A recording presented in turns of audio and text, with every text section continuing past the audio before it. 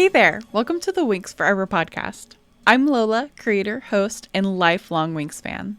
I'm taking a deep dive into the very cool universe of Winx Club. So whether you've been a Winx fan since 2004, like myself, or you vaguely remember it from your childhood, or even if you're being introduced to it for the first time, I want to say welcome. This is the Winx Forever podcast.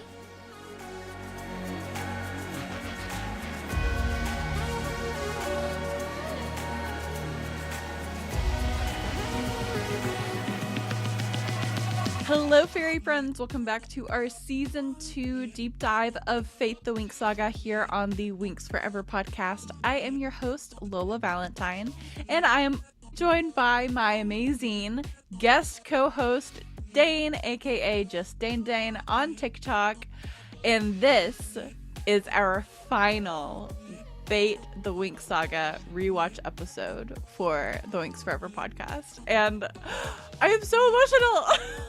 Yeah, it's a lot to take into because like this show's been out for a few years now, and then we started this project, and now it's like, oh, we're at the end of this now. So yeah, it's really crazy. There's still a lot to look forward to in the Winx Club franchise moving forward after this, but like even for me, like this is really emotional because like I started the podcast when season 1 of Fate had just premiered on Netflix, and so it was my very first rewatch episodes for the podcast that I ever recorded. So it's really just, I don't know, it feels like full circle a little bit. Like it's crazy, but also I can't believe this is like the last episode that we ever will get of Fate the Winx Saga, which is also like a different level of sad.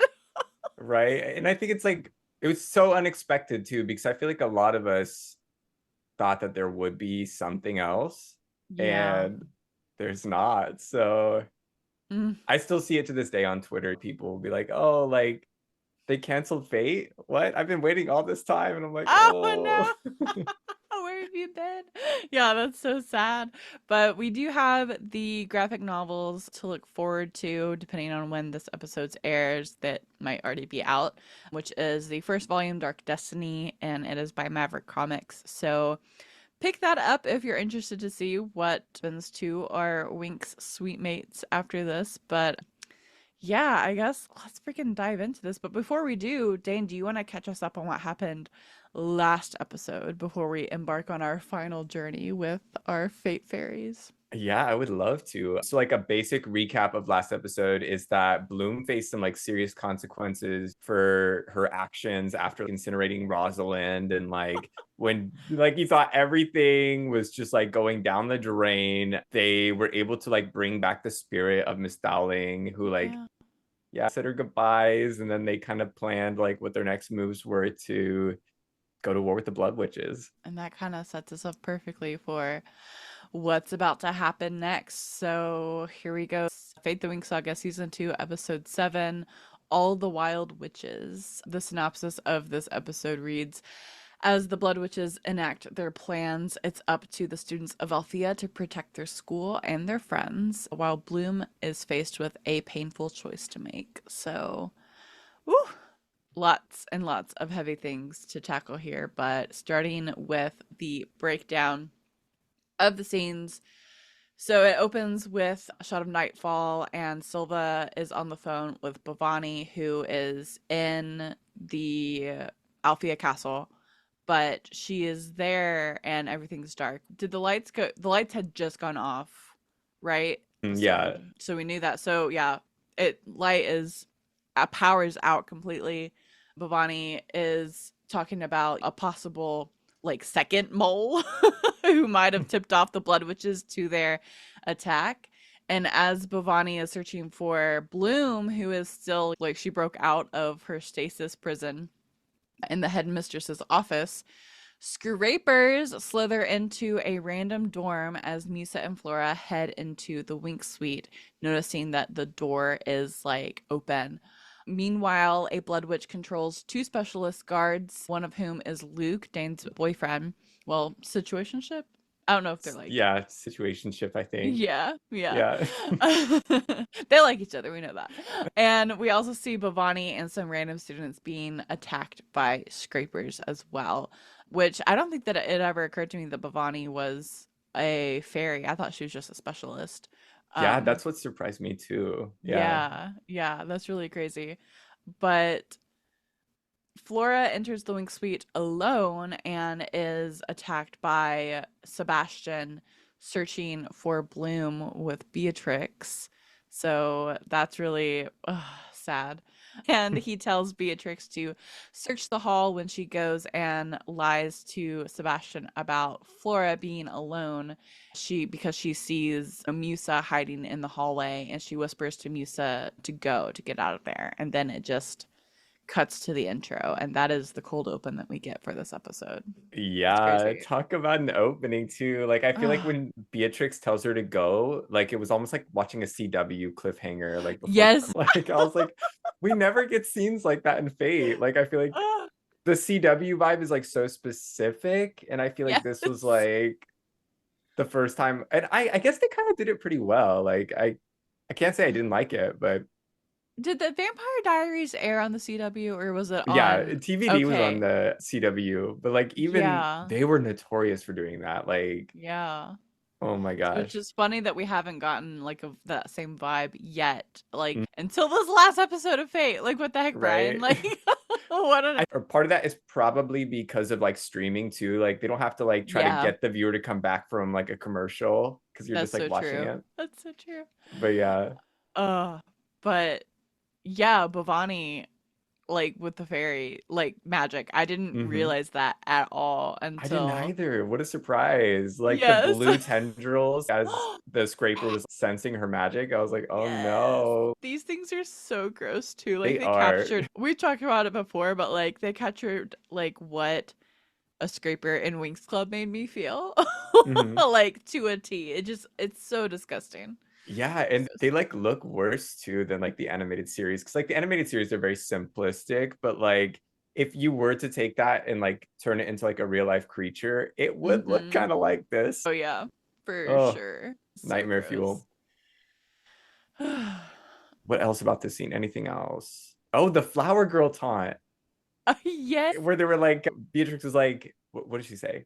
Oh, the flower girl's all alone or something like that. Uh-huh. Like that's Uh-huh. like such a Winx Club thing. Like how they make fun of Flora for having this like natural power. Yes, I know. I thought that was so funny. And like I love yeah, it feels very I don't want to say juvenile, but like Winx Club originally is a kid show, but Hmm. like it's funny that they would sprinkle that into like this drama series made for adults basically. I It love fits it. so well too. It Like I was just does. like, oh, I remember that. Oh, That's like a thing that used to happen all the time. oh, I love it. Do you want to get Um, the next scene? Yeah, I'll get the next scene.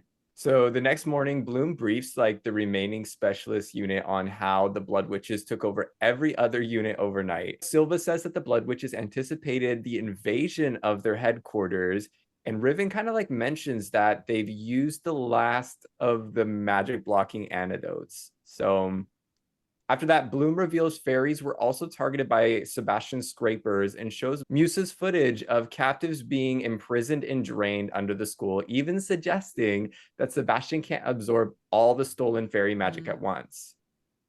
Silva plans like a covert strike with non-lethal weapons, emphasizing that they'll be fighting their own until the blood witches are neutralized, which will make it like easy for everyone to clear all the blood witches out and then free the fairies. I thought it was funny when Bhavani was talking to Silva. She was trying to find Bloom before she got attacked by scrapers. Silva kind of hangs up and is like, Bloom's not dangerous. Still clearly on Bloom's side of the Mm-hmm. whole murdered Rosalind thing. And yeah, I thought that that was so funny.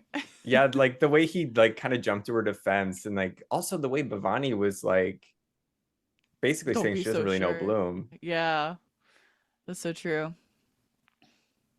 The magic too, the fact that Sebastian can't absorb all of this fairy magic at once comes full circle. Honestly, throughout this episode, you'll see a little bit of that play into what happens. But yeah, that's a really important thing to note because if he could just absorb all this fairy magic at once, this episode would not unfold the way that it does. That's so true. Oh my God. Yeah, that we'll get into that. That's gonna be crazy. So Kat and Tara exchange some distant glances while Aisha and Stella watch Misa's footage of Gray and a blood witch, another blood witch, because Gray's also a blood witch, carrying off of where he's reminding the blood witch that fairies are still people. So that was nice, of course. But Aisha says it's bad enough that he's a blood witch, but worse that he's also working for Sebastian, which, like, true. Tara, puzzled, suggests that maybe Sebastian is just very persuasive, while Stella, glancing at her unanswered texts to Beatrix, says that they just care about. Tara fidgets, expressing she knows they can't go in there because of the scrapers, but she's running out of patience knowing that Flora and Musa both are still trapped in there.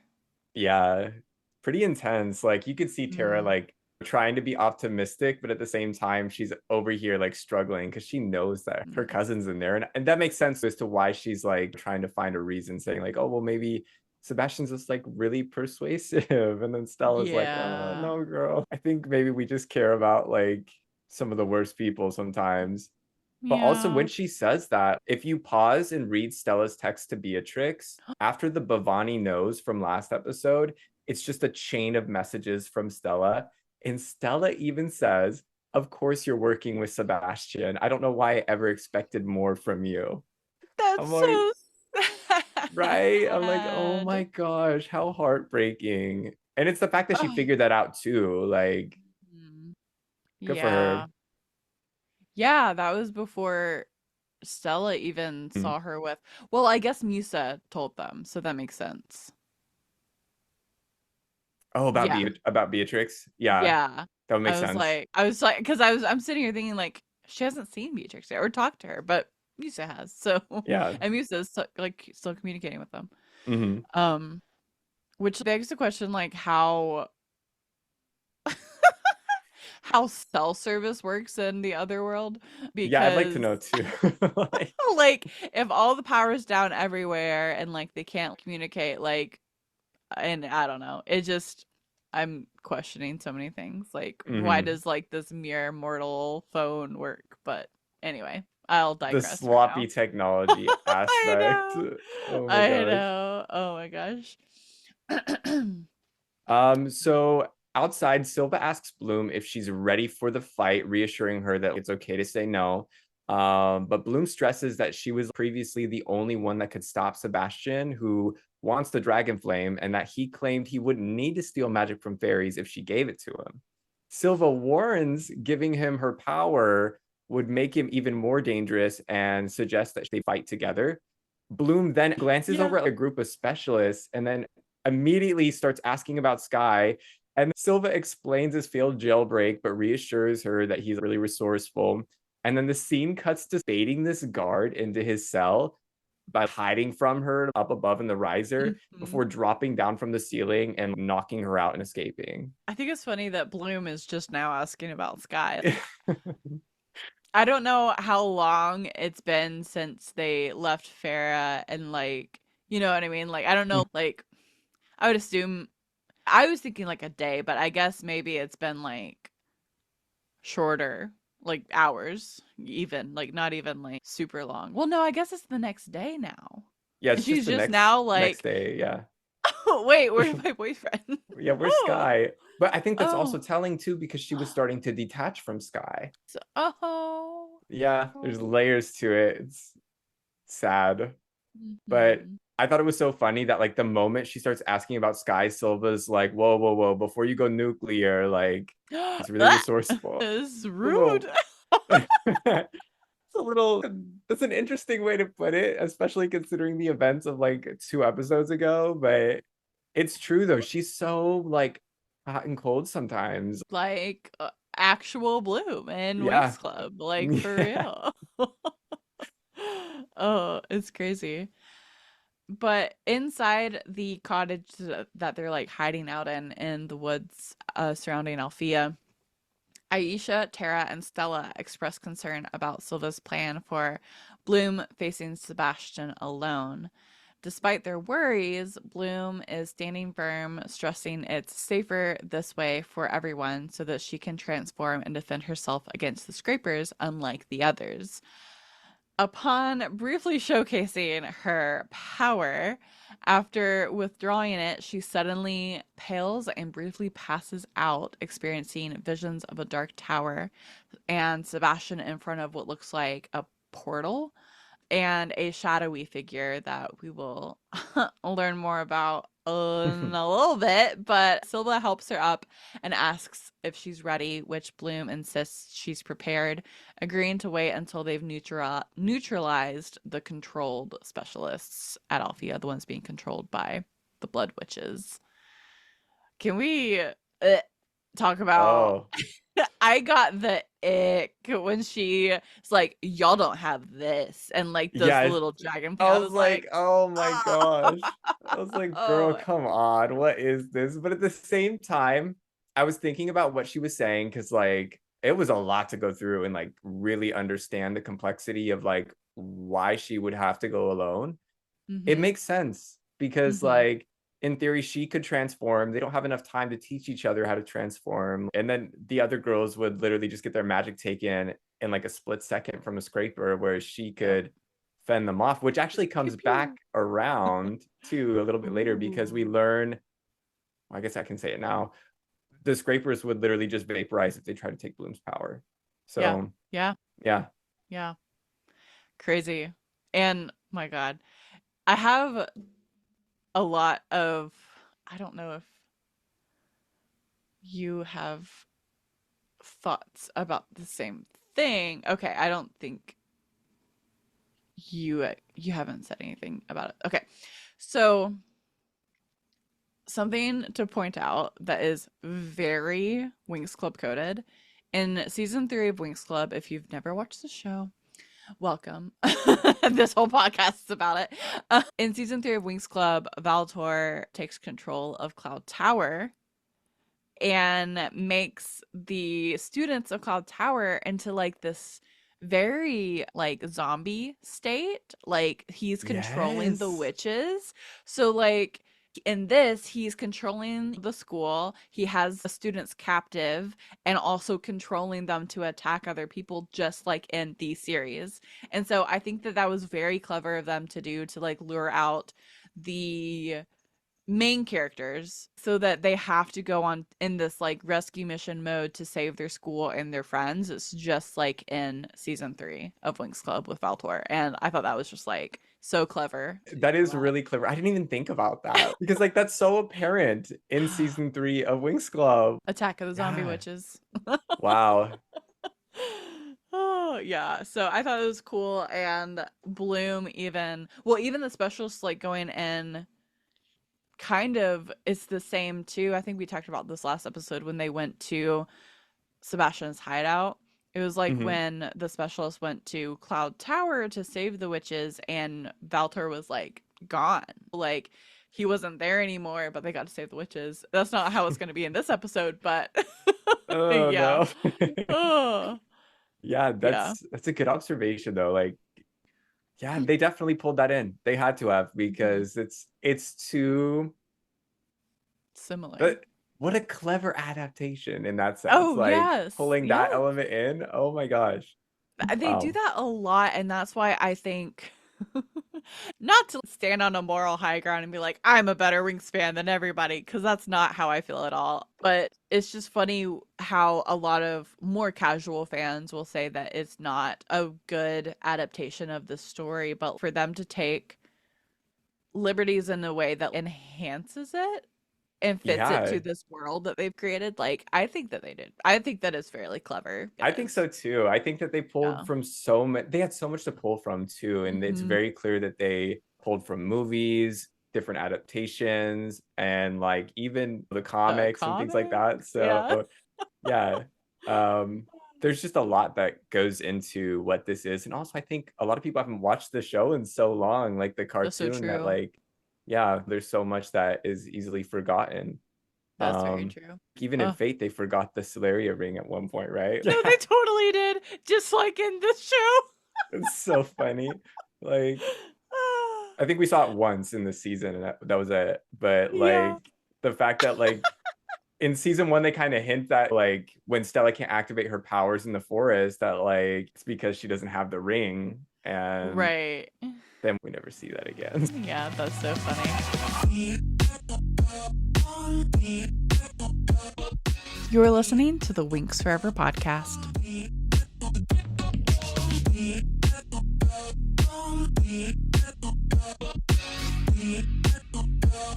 So at Althea, Sky sneaks around in a corner as a blood witch carries a drained fairy past Sebastian and Beatrix near like this office doorway. And Beatrix questions Sebastian's endgame, to which he like kind of deflects as like not part of their deal. And then she stoops back down to his level and is like emphasizing that her part of their deal is technically over. Like, we're gonna talk deals. Well, like Mm-hmm. here's ours. So he passes her a folded piece of notebook paper that just leaves her absolutely stunned. He then instructs a blood to continue searching for leverage and heads for the sanctum, ordering for another to drain in 20 minutes. As Beatrix veers into the office towards the ancient blood text, Sky discreetly slips away unnoticed. Mm-hmm. Leverage. Okay, like I did not catch that this was said here until I rewatched it. I thought that Yes. Beatrix came to that conclusion like just out of her own. So I was always like really confused like how she jumped to that logic until I rewatched this, and then I was like, oh, she heard him say that. So Mm-hmm. Mm-hmm. yeah. And then also I Oof. really like how we see her eye the book, like with the way that they film it. Like they don't tell us what she's gonna do, but then we find out what she did, and I think Yeah. that that's just like that's what I love about this show, the Telling. tell. And I feel like Mm-hmm. in the later seasons of the Winx Club, like that was such a problem, like the dialogue and just like Well, they dumbed it down way like so much because it was airing on preschool channels in Italy yeah. and in the US. So like they had to. It was a different approach and a writing style than earlier seasons where Mm-hmm. they didn't have to dumb down their story or what was happening in any given scene just because I mean it was an older demographic that they were writing for. So like the fact that they brought that element back into it is just so nice and refreshing. Right. It's like I can appreciate that like level of like storytelling, because like Mhm. there's something about somebody saying the same word 5 times in like the Nickelodeon dialogue, that I'm just like, Oh, oh, I can't stand that. Like, so it's a lot. yeah, I think we're good on this one. Okay, cool. So in the dungeons of Althea, which Althea has dungeons, that's scary to know.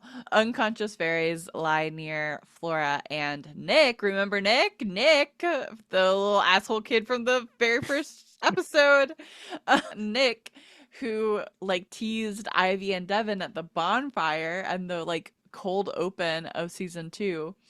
Nick thinks that like danger might have passed, and Flora insists like they need to wait here for her friends, but obviously this little guy's just gonna ignore her advice, and he goes and he wanders off, revealing his fire magic after Flora specifically said, hey, just don't use your magic, these things are like attracted to magic. He's like, haha, watch me. So he does this little flame on thing only to get attacked by scrapers moments later. Like we all knew it was going to happen. Meanwhile, Musa is sneaking around the dungeon trying to find Flora. Oof, What crazy. an interesting parallel, because like if you think about it, he creates this false sense of panic in that first episode, Mm-hmm. and granted there actually was real danger at some point, but then he comes back for this last episode, and then his impulsiveness, we find out he's a fire fairy, so it's like, well, that explains his fiery behavior in the first episode. And then like yeah, just the way he like Flora's telling him like come back to the light, like get back in the Mm-hmm. light, and he is just ignoring her, walks off drained. Like should have Uh, listened. yeah, So no, obviously. Oh my gosh, it's so gross. Like, I think yeah, that his addition to, like you said, to kind of like full circle moment, like it was very funny I because think we were so all like, too. "Oh yeah, this guy. Yeah, And yeah. then he gets attacked by scrapers, like, oh. Oh, your own fault. Like, Yeah, oh, like everyone yikes. kind of was like not wishing for it, but like they all knew something was gonna happen Mhm. to this idiot. Like that's just so Yeah, funny. it's so funny too. Like, yeah, that makes so much sense. Like now that I'm thinking about it, because like he comes off as like that pompous type that like would screw up like this. So Yes. he's so brief, but yeah, it's there. So I think it's cool too that they like show us a little bit more of the background characters in comparison to the main ensemble, Yeah. because it gives us like a little bit more perspective on like kind of like what makes, I would say, even this group like so unique that like we focus on in this series compared to like focusing on like some of the random like background fairies or whatnot. Hmm. Yeah, totally. Outside, Silva leads the specialist through a forest trail that's parallel to Althea, while Riven uses his binoculars to assess that the Blood Witches are protecting themselves by using controlled specialists to patrol the school.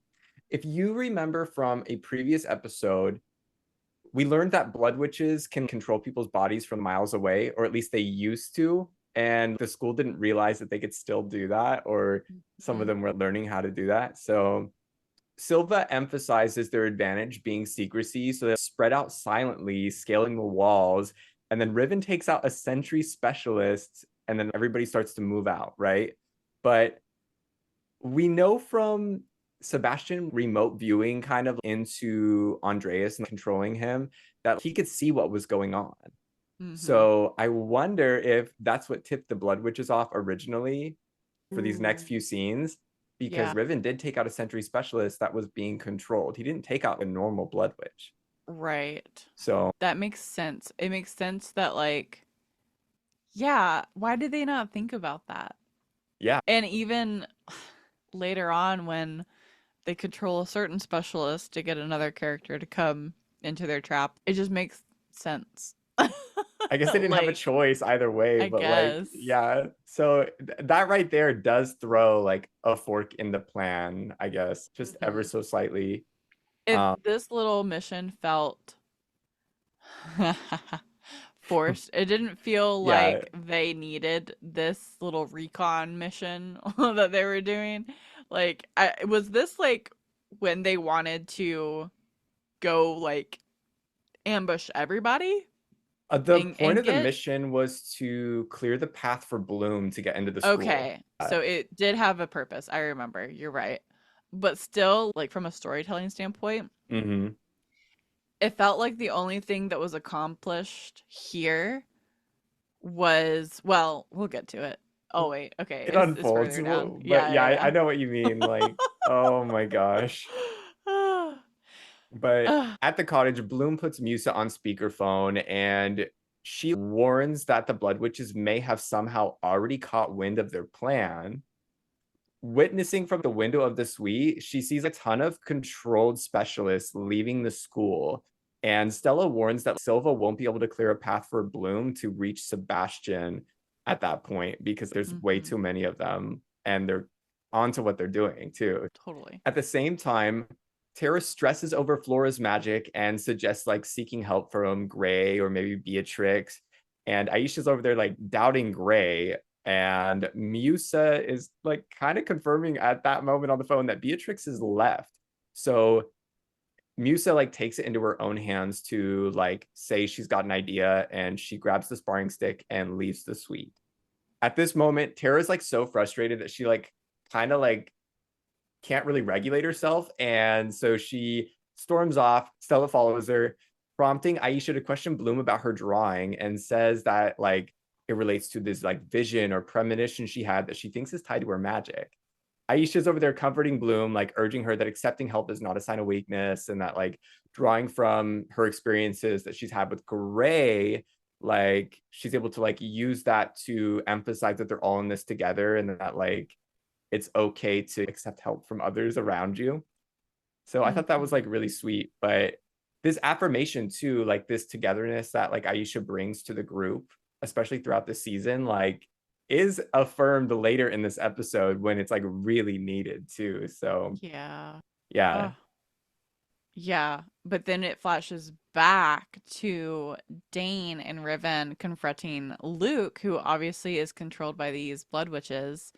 And when they kind of like start losing in their fight, Sky does appear and helps them out, knocking out Luke. And then they decide that, yeah, they can't take all of these blood witches on with the controlled specialists at this moment. And so they retreat.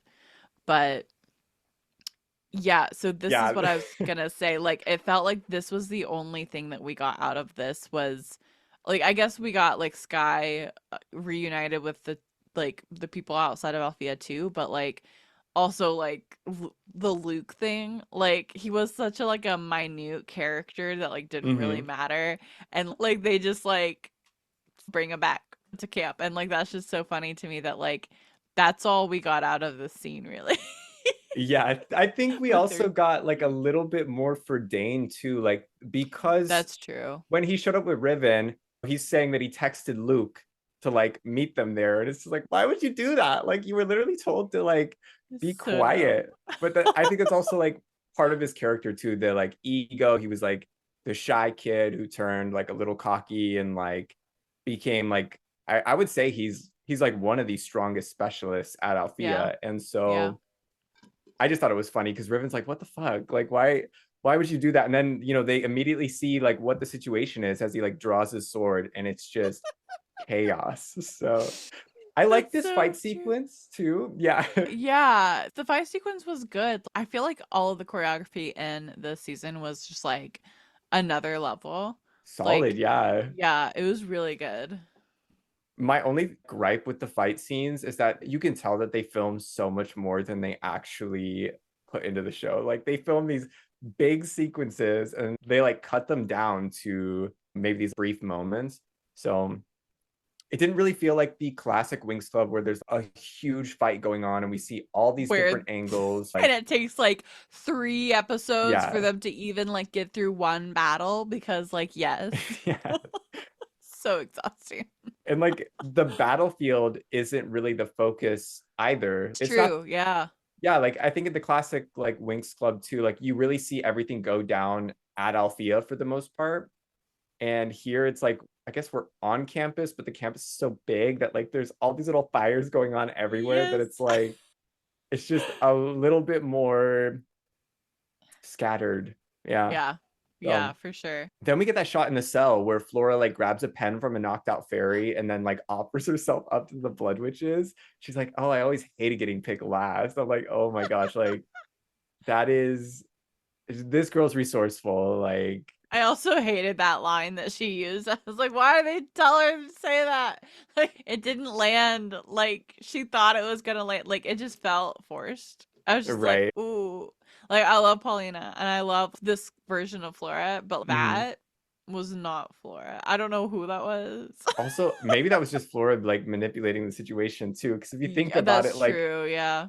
she was the cool girl. Like Mm-hmm. Flora, from what we know in Fate and like who she was, like she has like this cool vibe to her, unless she wasn't back then. Mm-hmm. I don't know. But like always hated getting picked last. Who would pick you last? Like Yeah, yeah, no, for real. That's so true. Good maybe she note, though. was, yeah, maybe she was just manipulating them. But yeah, next scene.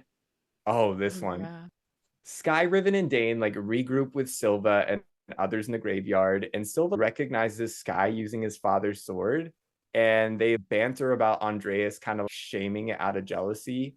They share a heartfelt moment before Silva says that they have to wait for the Solarians. Then Riven mentions Musa and Flora are still inside, but Silva insists that Sky returns to the groundskeeper's house as he lacks a Blood Witch antidote to block their magic mind control, and they're Mm-hmm. crawling all over the school. When they enter the graveyard and Silva sees Sky show up after breaking out of prison because he knew he could fend for himself, he's like, glad that you could finally join us. And Yeah, yeah. Sky's like, oh yeah, I had to take care of some delinquents. And you just see Riven and Dane dragging Luke in the background. This They is are like, said delinquents. yes, yes, they are.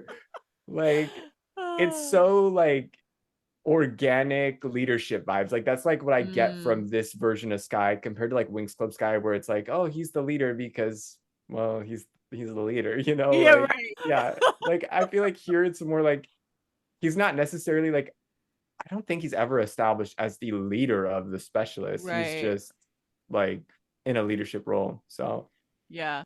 I think that in season 1 they set him up that way really well by like establishing who he was as a character in season 1, mhm. and then it just organically leading like his choices in season 2 as well. I think that that's been cool to see.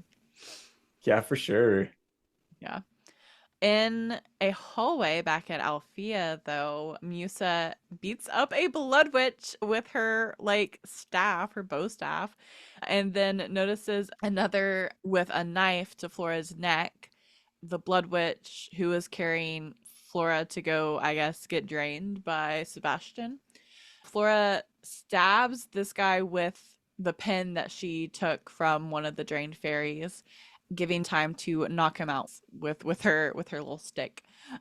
Then pulls Flora aside as a group of blood witches pass by. Yeah, Man. so I thought that like this was a really resourceful moment. Like it's a good moment too because Muse is a mind fairy, and part of that is also being resourceful and on your toes. And she thought of like obviously these girls didn't know what to do to Mm-hmm. save Flora, and she like takes matters into her own hands. She already knows where everything is, where people are going, and she camps outside the sanctum because she knows that eventually they're going to have to bring Flora up. Yeah, And yeah.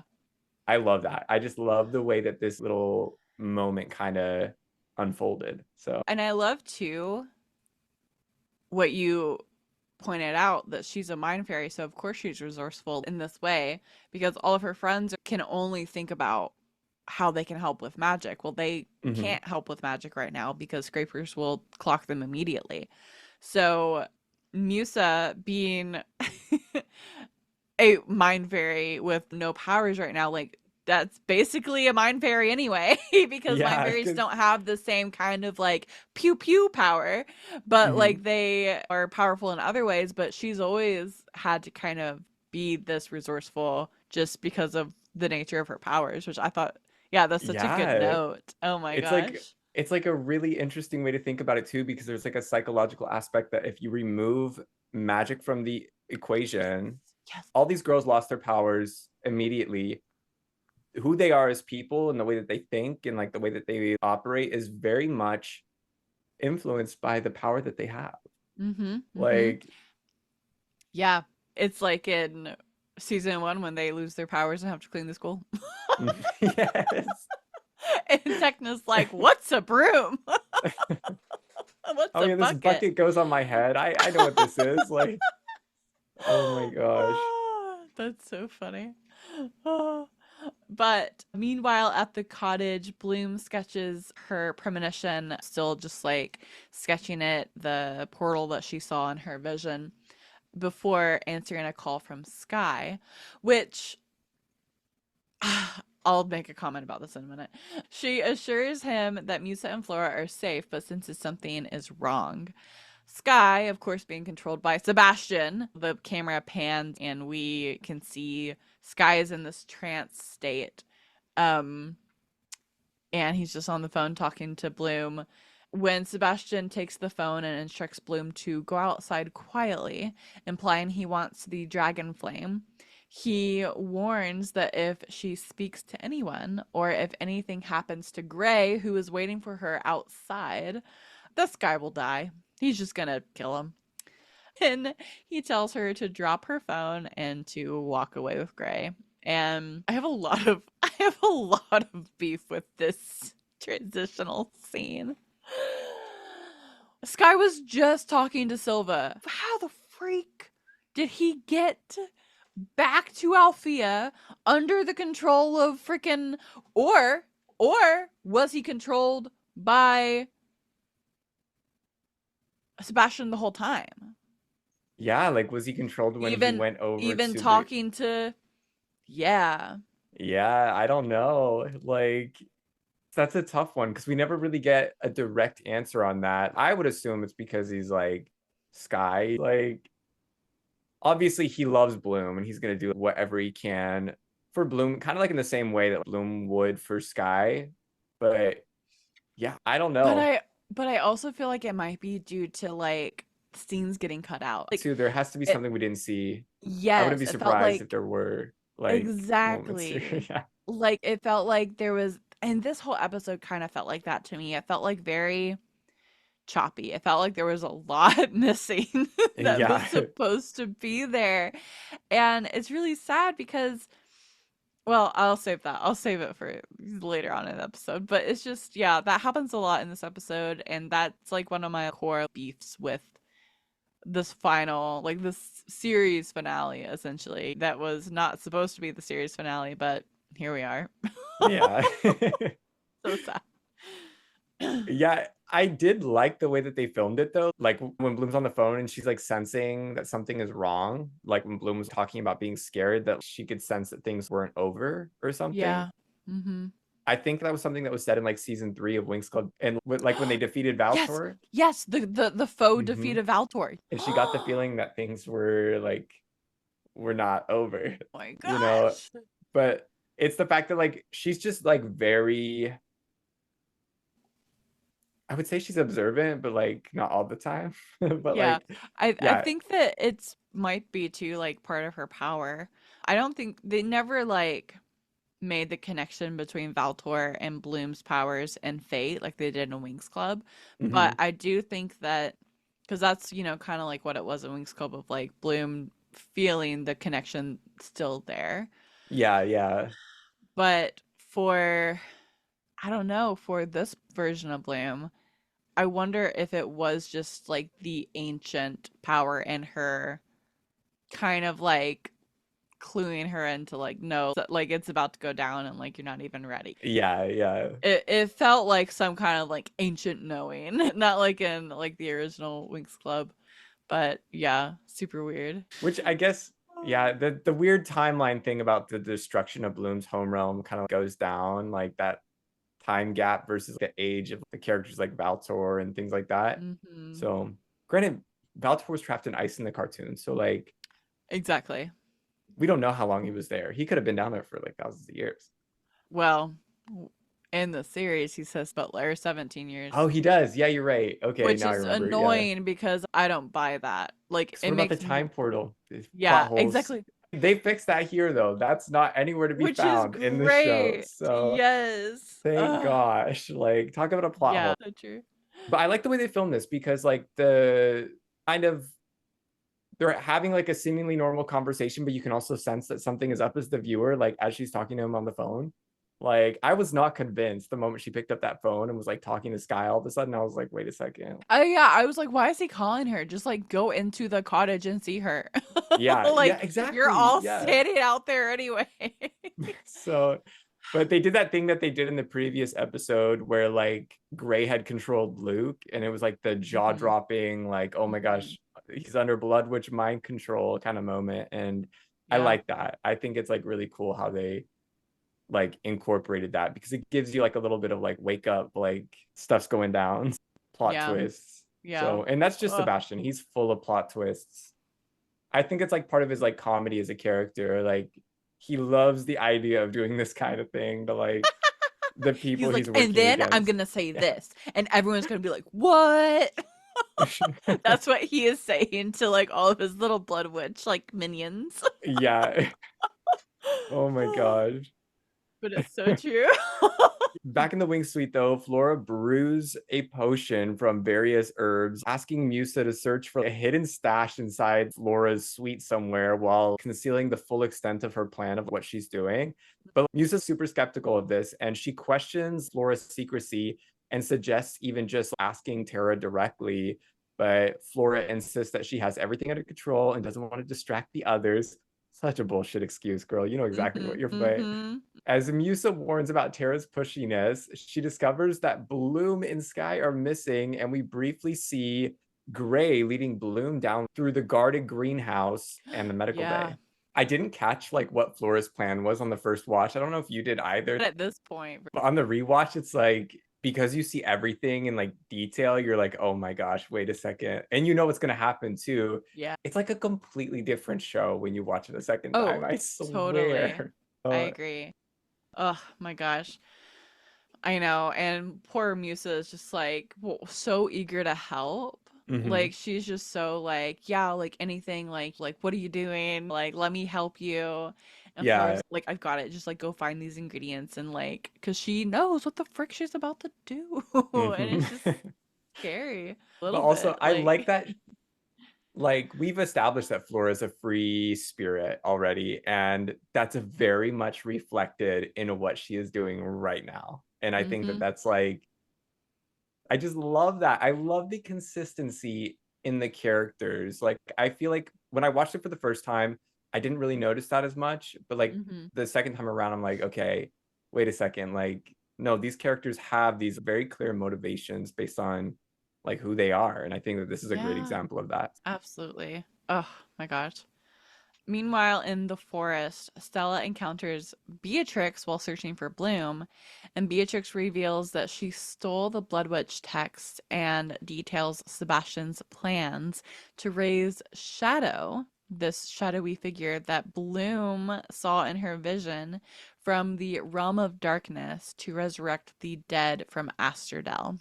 Beatrix also explains Sebastian needs the dragon flame in order to open this portal, this conduit, and urges Stella to tell Bloom to sit tight when Stella reveals that actually Bloom and Sky are missing. And Beatrix concludes that Sebastian is using Sky as leverage, stressing that once it opens, the conduit can only be closed from the other frickin' side of it. So that's great. They share a tense exchange about Beatrix's betrayal, where Beatrix admits that she made a deal with Sebastian for information about her past. Very similar, not unlike Bloom a couple of episodes ago.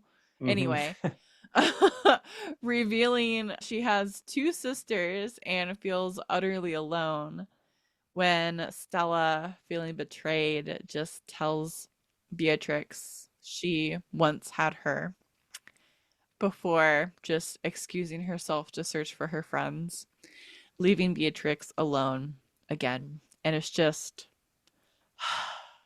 when This Stella whole said that, scene. when Yeah. she said, "You had me," like, fuck, And then that she's is like, right? hard. And then she's like, Ugh, now if you'd excuse me, I have to go back to searching for my friends. Like, my friends. oh no. And then like this is such a parallel to when Stella kind of like shut Beatrix out the last few times Yeah, from the too. party and like, Mm-hmm. the mailbox, like all of it. Like it's sad that like Stella said, "Well, you had me," when really she didn't see all the times that she wasn't there for Beatrix when she should Mm-hmm. have been. Otherwise, I think Yeah. that this would have unfolded a lot differently. And I Like, think that's like the human aspect of this. It's like showing yeah. that like it's kind of a play on both sides of like how these people misstep in their communication, which like leads to Hmm. this. And it's so And they sad. both Like, have different interpretations of what their relationship was a little bit too. yeah, for You know? sure. So Ah, it's just heartbreaking, like all around. Like, I think the social complexities of how information like really does travel through these characters is one that is like, I don't know how they webbed this out in the writer's room, but like I cannot wrap my head around that, yet alone, like if they have to start cutting things, how do you like account for that? dude, you have to That be is like, intense. yeah. I think that's why it feel like in parts it does feel so like discombobulated because Mm-hmm. it's meticulous. Like when you already have these threads being woven between characters and then you start cutting things out like that, like they get broken. And so it is hard if you do not take meticulous notes about what you removed, what you added. Like, dang, it's just like, and for them cutting out so much content that it was a whole episode short, like that's a lot. That is a lot of Yeah, stuff to keep track of. So, oof, I don't know. I don't envy the people that had to do all that cutting because that is a headache. Like, but gosh. this scene was just so sad though. The setup of this, like, I think this is like the saddest.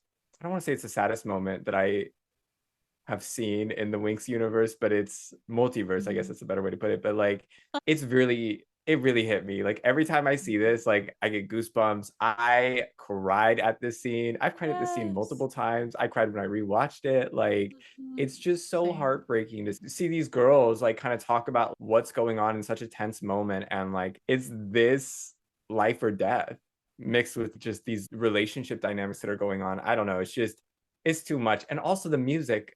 We have to talk about the soundtrack at the very end of this because that's like the soundtrack that we hear Or kind of like a like maybe tag. almost like a prequel-ish. Ooh, yeah.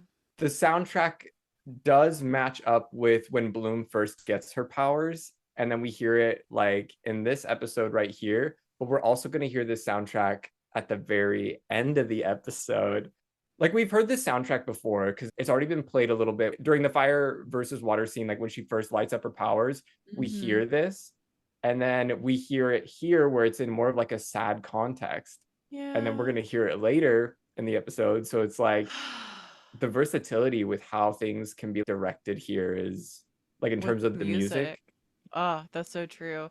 And cuz yeah, cuz it feels familiar but like new at the same time. They It's changed so part of it good. too for this scene, which Yeah. I love, but at the same time, like, yeah. Oh my gosh. Yeah, it's great. Inside Althea, Gray leads Bloom down a corridor. I know. Inside Althea, Gray leads Bloom down a corridor. Bloom urges Gray to do the right thing, or noting that Bloom could have given Sebastian the dragon flame weeks ago. Bloom accuses Sebastian of stealing magic from fairies, while Gray counters by blaming fairies for killing blood witches at Aster Dell, including some of his family. Bloom confronts Gray for betraying Aisha, but they enter the interior courtyard or the everything room before she can finish.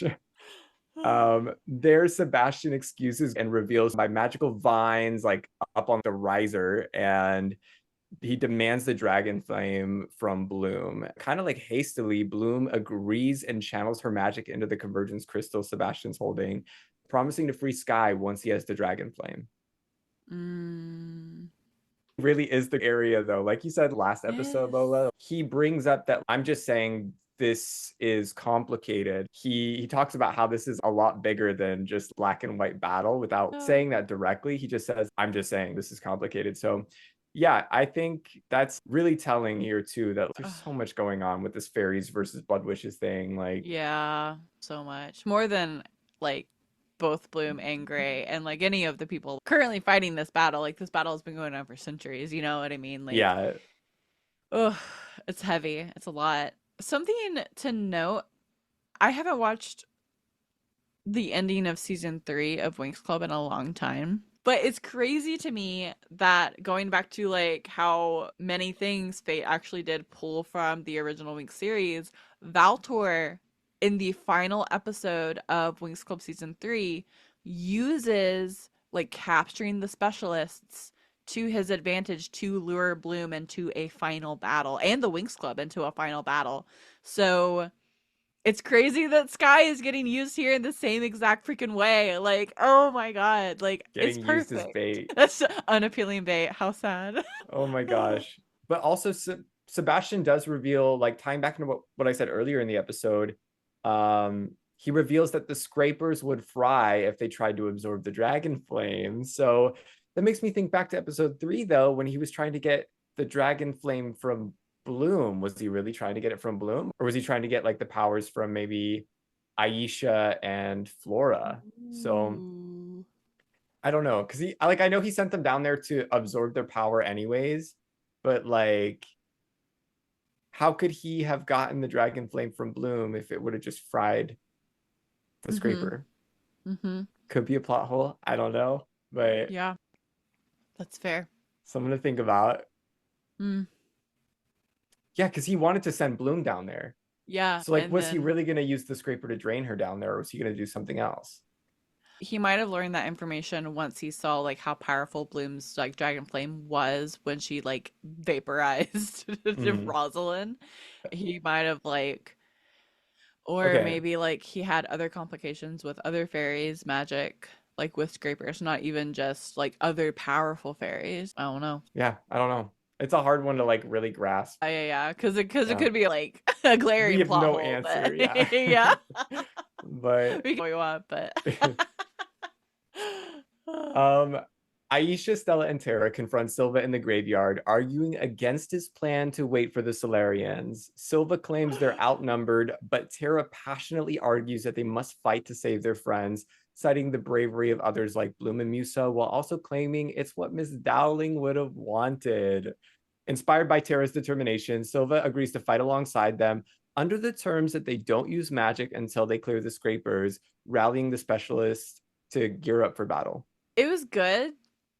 I wish it was better for me personally. I think it really is the choppiness of this episode that pulls me out of the story for Mm-hmm. me. I wish that I liked the scene more Yeah. because even rewatching it, I'm just like, I don't know. It just feels forced. It feels like if we had more connections, more threads were not cut out, it would have felt stronger to me. But Yeah. I don't know. I feel that I got chills from the scene for sure, especially when she was like, that's what Dowling would have wanted. And you kind of hear this harp in the background and whatnot, and everybody's smiling at each other. I'm like, this is so classic Winx Club, Oh, this that's kind so of true. moment. But I think it's such a shift though from season one, and that's what took me out, is that season one Dowling gives this a little bit more cinematic high stakes speech. I feel like in general things seemed a little bit more dark, high stakes in season one, and then here it's a little bit more like teen drama, casually filmed, shaky cameras. Yeah. But I don't know, I like the scene. Could have been better though, I totally agree. It just Tara being like the constant voice of reason, I think too. Like between her and Aisha, like why is a kid telling this adult like which like they've done this the whole series like Mm-hmm. kids pretty much run the school, the adults do not. They're not in Which charge. I know they're not in charge for sure. And it's just funny like yeah, I don't know. I wish rewatching this honestly, this episode specifically, a lot of things fell flat for me, and I wish that they hadn't. I mean, I still got emotional in the same parts that I got emotional like when I first watched it. I don't think that I've rewatched the last episode of Fate in a very long time. I think that I've only watched this maybe twice before rewatching it for us recording tonight. I think that I've avoided it because it just hurts so bad. It just hurts Yeah. knowing that this is the last episode. But too, like, I don't know. Rewatching it this time was just hard for me. Like in a different way than it's the last one. We're never gonna get it again.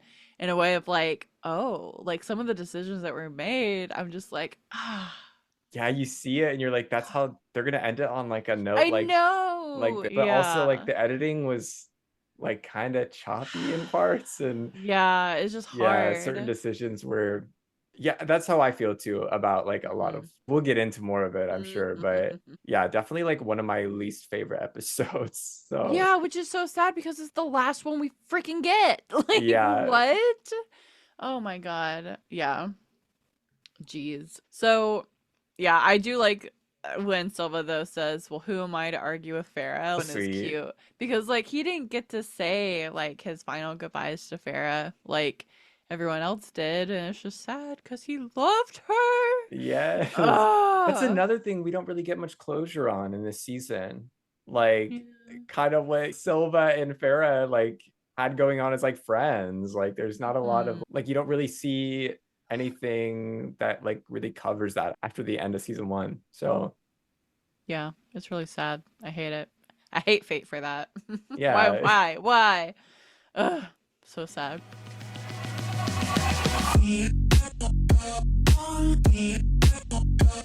You're listening to the Winx Forever podcast.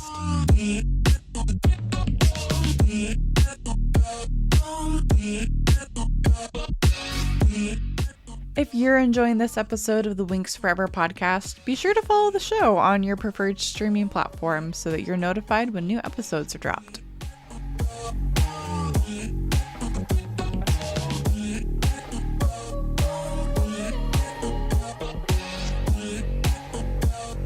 while they're like gearing up to head out to this like final battle, basically, Dane is tending to an unconscious Luke. The fact that this boy is still unconscious is very like alarming. No one else seems to be alarmed by it, but I'm concerned for this man. Um, but Dane is encouraged by Riven to stay behind to avoid alerting the Blood Witches. What? Really? Uh, yeah, I think it was he encouraged him to like in case he wakes up again and like he doesn't know where he Duh. is or he's like under the control of the Blood Witches. Yes, that's fair. Okay, that makes sense. Dane tends to an unconscious Luke, encouraged by Riven to stay behind to avoid alerting the other Blood Witches, while Kat hands Riven a sword before joining Tara, who awkwardly rambles on about a TED Talk on empowerment and how, like, she used that in her speech or whatever, and Kat found Tara's nervousness endearing, and they share a kiss before Kat eagerly says it's time to go fuck some shit up, quote unquote. Silva then leads the antidote equipped specialists into battle against the Blood Witch controlled specialists at Althea's grounds. Okay, so this is the moment that I was like, this feels forced because we didn't get all of the background, Mm-hmm. everything that was supposed to happen between Kat and Tara's relationship. Like, girl gives you snails and automatically you're like hooked. I don't think so. Like, there was more that we missed out on, and we know that. Like, we know that. Not everyone knows that. And so, like, we're just watching this again. I was like, this, like, it was sweet, but like, it also gave me the ick because I'm like, that was awkward. Like, Mm-hmm. I got it back with my wasn't, girlfriend, but I'm gonna kiss you but I'm gonna anyways. come, like, yeah, like, it doesn't, I don't know. You're an Avatar fan, right? Last Airbender, yeah, I've seen some of the Uh, Bender. Okay, so wait, you've seen I some? have not watched the entire series. You would love that show. I know. Dang! Okay, well, for our listeners who might get this reference, it felt like Aang kissing Katara right before like the Day of Black Sun. Like it just felt like this, like you're gonna do this now. Like This is this is not the what you time for choose to this. do Yeah, right yeah. now. Yeah, like so yeah, it was just annoying. Like I love it for Tara. Love that for her. But Mm-hmm. like my girl needs a win. Yeah. But like what are we doing right now, guys? Yeah. That's how I felt about that. How did you feel about it? I think like reviewing season one and like knowing that they kind of like planted that seed with Kat and Tara ever so briefly, and then of Mhm. course all the other stuff that we didn't get to see for Kat, it it wasn't like unexpected because like I'm pretty sure Kat had like this incident of like an issue at a party where she punched somebody and then kissed another girl, or there Mhm. was something Mhm. like that that did not make it into the final edit. So maybe it's not so out of character from Right. knowing that, but also it wasn't in the final edit. So It's like, hard. yeah, it's hard to tell. Like, Yeah. she's just one of those characters where she was written to be bigger than she was. And then because of that, like, it does impact things a little bit. Yeah, for sure. Yeah. But Yeah. I liked the scene. I thought it was cute. Like Tara's little Yeah. rambling and all that. I'm like, oh my gosh. But Terry is also cute. Yeah. TED Talks and the other world girl. Like, what do you mean? Like, Oh, I know. yeah. That's so funny. Um, Ugh. Back in the Wings suite, Musa and Flora run out of solvent and are short on time. Musa calls Tara, who asks for an update on the situation as she heads towards the school with Aisha and Stella. Flora explains that she still needs more solvent to distill a pheromone of her magic that will attract the scrapers to her, revealing that Eldwin amalgam is also toxic to scrapers. Tara is reluctant to let Flora risk herself, but she eventually gives in and lists alternate solvents that they can use. Flora thinks determined to proceed with her plan to help save everybody, who we briefly see fighting on campus for a moment too. Mhm. Mhm. Yeah. Oh, something that we should probably note too. Speaking of, before this scene happened, there was a battle charge. Do you Oh remember yeah. where they all line Yes. up and start running? So sloppy. I cannot believe that they filmed that like that. Like, No. I'm just like, this is just a bunch of specialists running in a straight line. The camera Not didn't even cinematic look. at all. Yeah, no, it was so Mm. flat. It was not cinematography, it was at that point.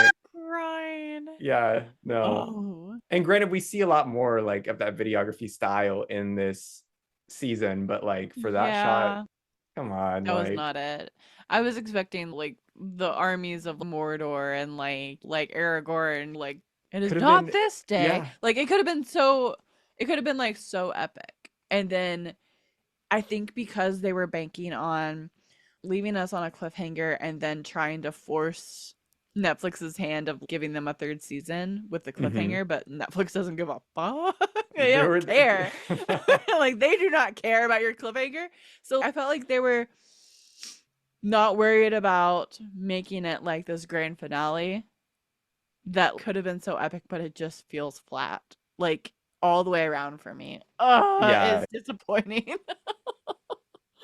Ugh. Um when Flora did say earlier in the season that she was studying the scrapers, so Mm-hmm. like I think it's interesting that she's probably been holding on to some information about them for quite a while now. Also, like Tara's growth here, realizing that she has to let Flora do her thing. Like, Yeah. yeah, this is her home now too. It only makes sense that she would not pull what she pulled back in the third episode, or I think it was the third or fourth episode. Mm. The Fourth fourth. episode. Yeah, Yeah. so it makes sense that she wouldn't pull what she pulled in the fourth episode, where she was like kind of like getting in between her and Riven. Taking a step back. Yeah. Yeah. So I it's love nice that. to see that level of growth from her, but like also when she's like explaining where all the different solvent options are in the suite. I love that because the other girls are looking at her like, How do you excuse me? know this? Like, Yeah. she's like, oh, I'm just very observant. I Also thought that was clocking so cute. locking Aisha's bottle of vodka in the bottom drawer, and like you just see Aisha glaring at her in this moment. Granted, she should be able to drink at this point because the things that these Yeah. girls do, like, I mean, well, no, probably legally should not be able to drink, but like in the context of like, I don't blame her for drinking being around this much chaos all the Oh, time. yeah, no, totally. Like, Especially because like Aisha's a very like calm and composed like character in this yeah, like even in the Winx Club series, but just let someone take the edge off, you know? yeah, Like right. Take the edge off from all this chaos. Like, oh my god. Jeez. Yeah, but the looks on their faces were classic. Like I loved it. I yeah. loved it. Oh, that's such a good one.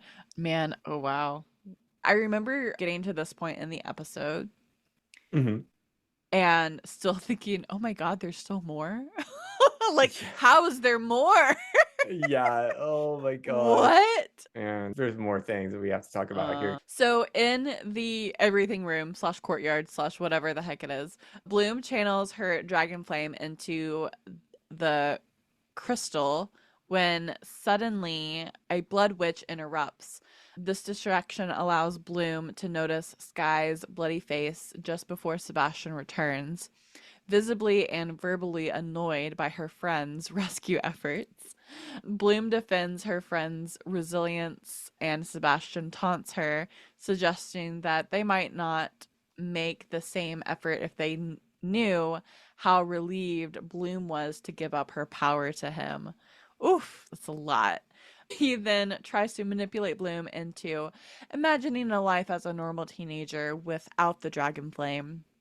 Sebastian reveals that Bloom was actually born 1,000 years ago during an ancient war. Wow. Just like drop that on her while she's about to hand over this like ancient power to you, dude. Like, Yeah. whatever. Oh, if they like, I'm like basically forcing you to give me your power. Like, I it's know. Like, he's just like playing with his food at this point. Like, mhm. honestly, he's a psycho. It's like into Genuinely. making people feel uncomfortable and like knowing more than them and like it's just yeah, psychopath behavior.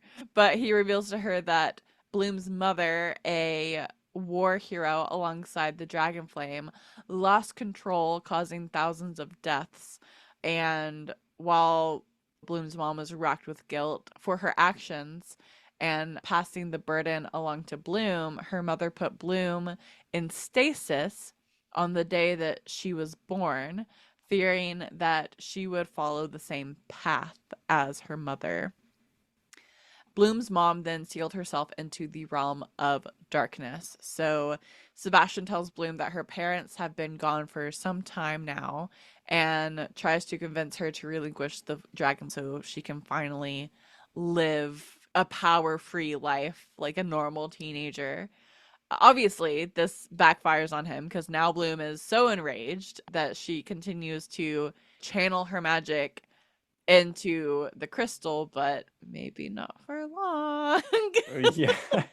Oh Oh my my god. gosh. Like, also, we don't know how much of what Sebastian is saying here is true. I think part of this is probably true because a lot of it is in line too with what we know about like Winx Club Bloom, right? Mhm. And Mhm. Valtor did tell a lot of lies about like what happened to Bloom's parents. Yes, the way that he So like totally gaslit her into believing that his life form was directly connected to her parents, and if she killed him, that she would be killing her parents. Like that is also psychopath behavior. Dark Wizard, like Oh my god. 100%, like yeah. But I don't think it's true that like I personally would not trust Sebastian's word that like Bloom's mom sealed herself away and didn't want Bloom to have the dragon flame. I think it's going to be the opposite, or I think it would have been the opposite. I say that like Mhm. yeah, only because like if the dragon flame was like a great like But also if like Miriam passed the flame onto Bloom right before she sealed herself in the realm of darkness, didn't she need the dragon flame to close the portal? So if she didn't have it and Bloom was outside the portal, does that even make any freaking sense? I don't No. know. I have no clue. Like there are so many unanswered questions. I think what I was thinking of is like if she gave birth to Bloom and then passed the dragon flame on, maybe that's why she sealed herself in the realm of darkness because she knew that she no longer possessed the dragon flame during this ancient war, but still wanted to protect herself for the eventual reuniting with her daughter. Mm. So, and how this ends at the very end, I guess it kind of does make a little bit of sense if you think Yeah. about it like that. But anyways, time goes by and it's now nightfall and we see the girls make their way through the training pond. Stella acknowledges that the specialists are outnumbered, but when Aisha suggests using magic, Tara insists on waiting for Flora to clear the scrapers because she needs all the scrapers focused on her. And if they're using magic, they're not going to follow to where Flora is. Mm-mm. That's true.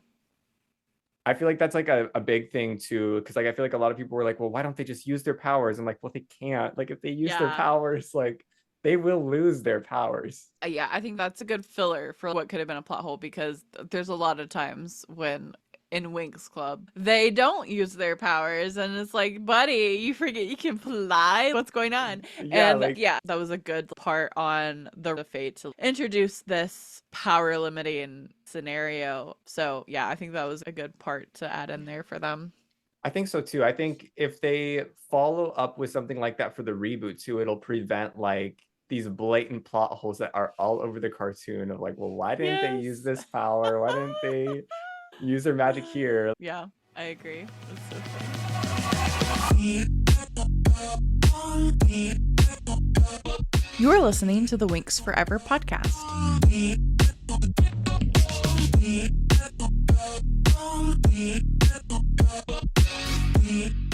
If you're enjoying this episode of the Winx Forever podcast, be sure to follow the show on your preferred streaming platform so that you're notified when new episodes are dropped.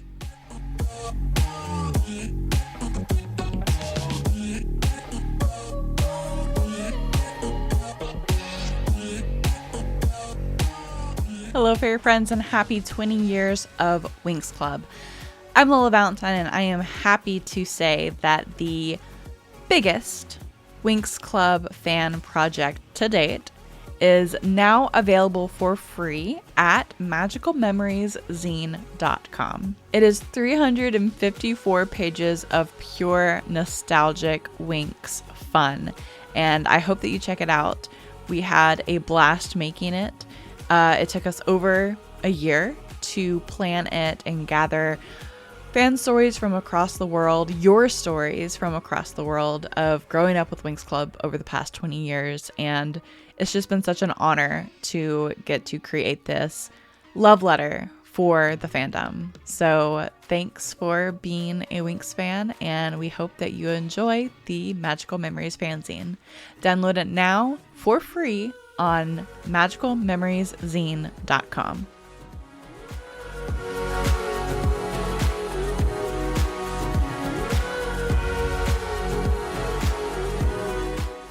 So in the hallways of Alfea, Flora sprints is a concentrated Eldwin pheromone mixed with her magic to attract the scrapers. When Musa asks how Flora knows it's working, Flora admits she doesn't know and says that they have to just wait and see, when suddenly they just hear just all of these scrapers just approaching like a horror film, like a truly just a horror film. It's so scary. Flora tells Musa to go, so Musa hastily asks how she's going to jab all the scrapers, to which she explains that she's not going to, and she injects herself with this, it's the Eldwin amalgam, right? Mm-hmm. Which, I mean, gave the last guy like almost a heart attack when they like put it in him. So after explaining that they'll die once they feed on her, she urges Musa to free the other fairies and inform the suite that they've cleared the field. Musa runs as Flora channels her magic, readying herself as the scrapers slither towards her. Oh my god. Like, this Yeah. scene. Oh my god. It, oh, it's a lot. This whole episode's a lot, but like this, Flora's a badass for this. Like This was so straight cool. up. Like, she's like, Yeah. yeah, they're just gonna have to feed on me and die, but like I'm gonna inject myself with poison knowing that like this is super risky. But also, I think like we hear about her like looking for like more solvent, right? So maybe it's diluted just enough to give her a time buffer Mm-hmm. versus like was previously introduced a few episodes ago. Yeah. Oh, that's right. Oh, Remember when Tara was like, "Well, where's the antidote?" She's like, "I didn't know there was one." Well, now she yeah. knows. So maybe Yeah. she has that. Yeah, maybe that too. But like it's really cool to see the scrapers come down the hall because you see them like Ah, perk up and like look for the magic and then like turn green. And then when you see it's how so many there are, gross. oh, nasty. Oh my So, gosh.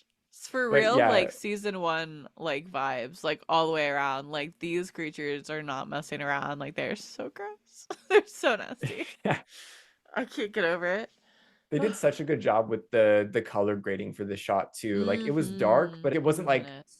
yeah, it wasn't Mm-hmm. horror dark, like cold in the dark forest level dark, but like Right. it was good. Like I really liked the way that this looked and the way she channeled her magic before she turned to face them.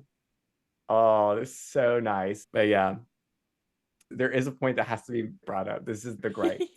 Okay. Okay. Okay. Um, I did not like if there's one thing that I did not enjoy about this scene, it was definitely how the needle went like straight into her arm. I think some other fans have talked about Eh, this too. yeah. But typically if you jab yourself with something, you would go at like an angle and like enter in Try like and catch a vein. yeah, Yeah. like even at the doctors, like Mm-hmm. they they go at like an angle, but this is just like a straight jab into her wrist of all places.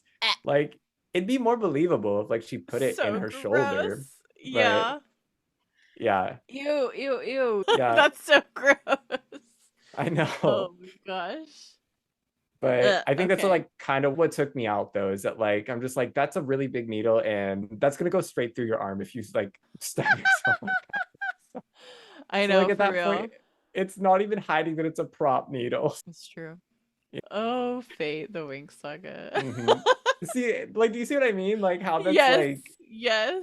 oh my It's like, gosh, oh, you like, had me until that moment. yeah. Like, really? Yeah, yeah, I get it.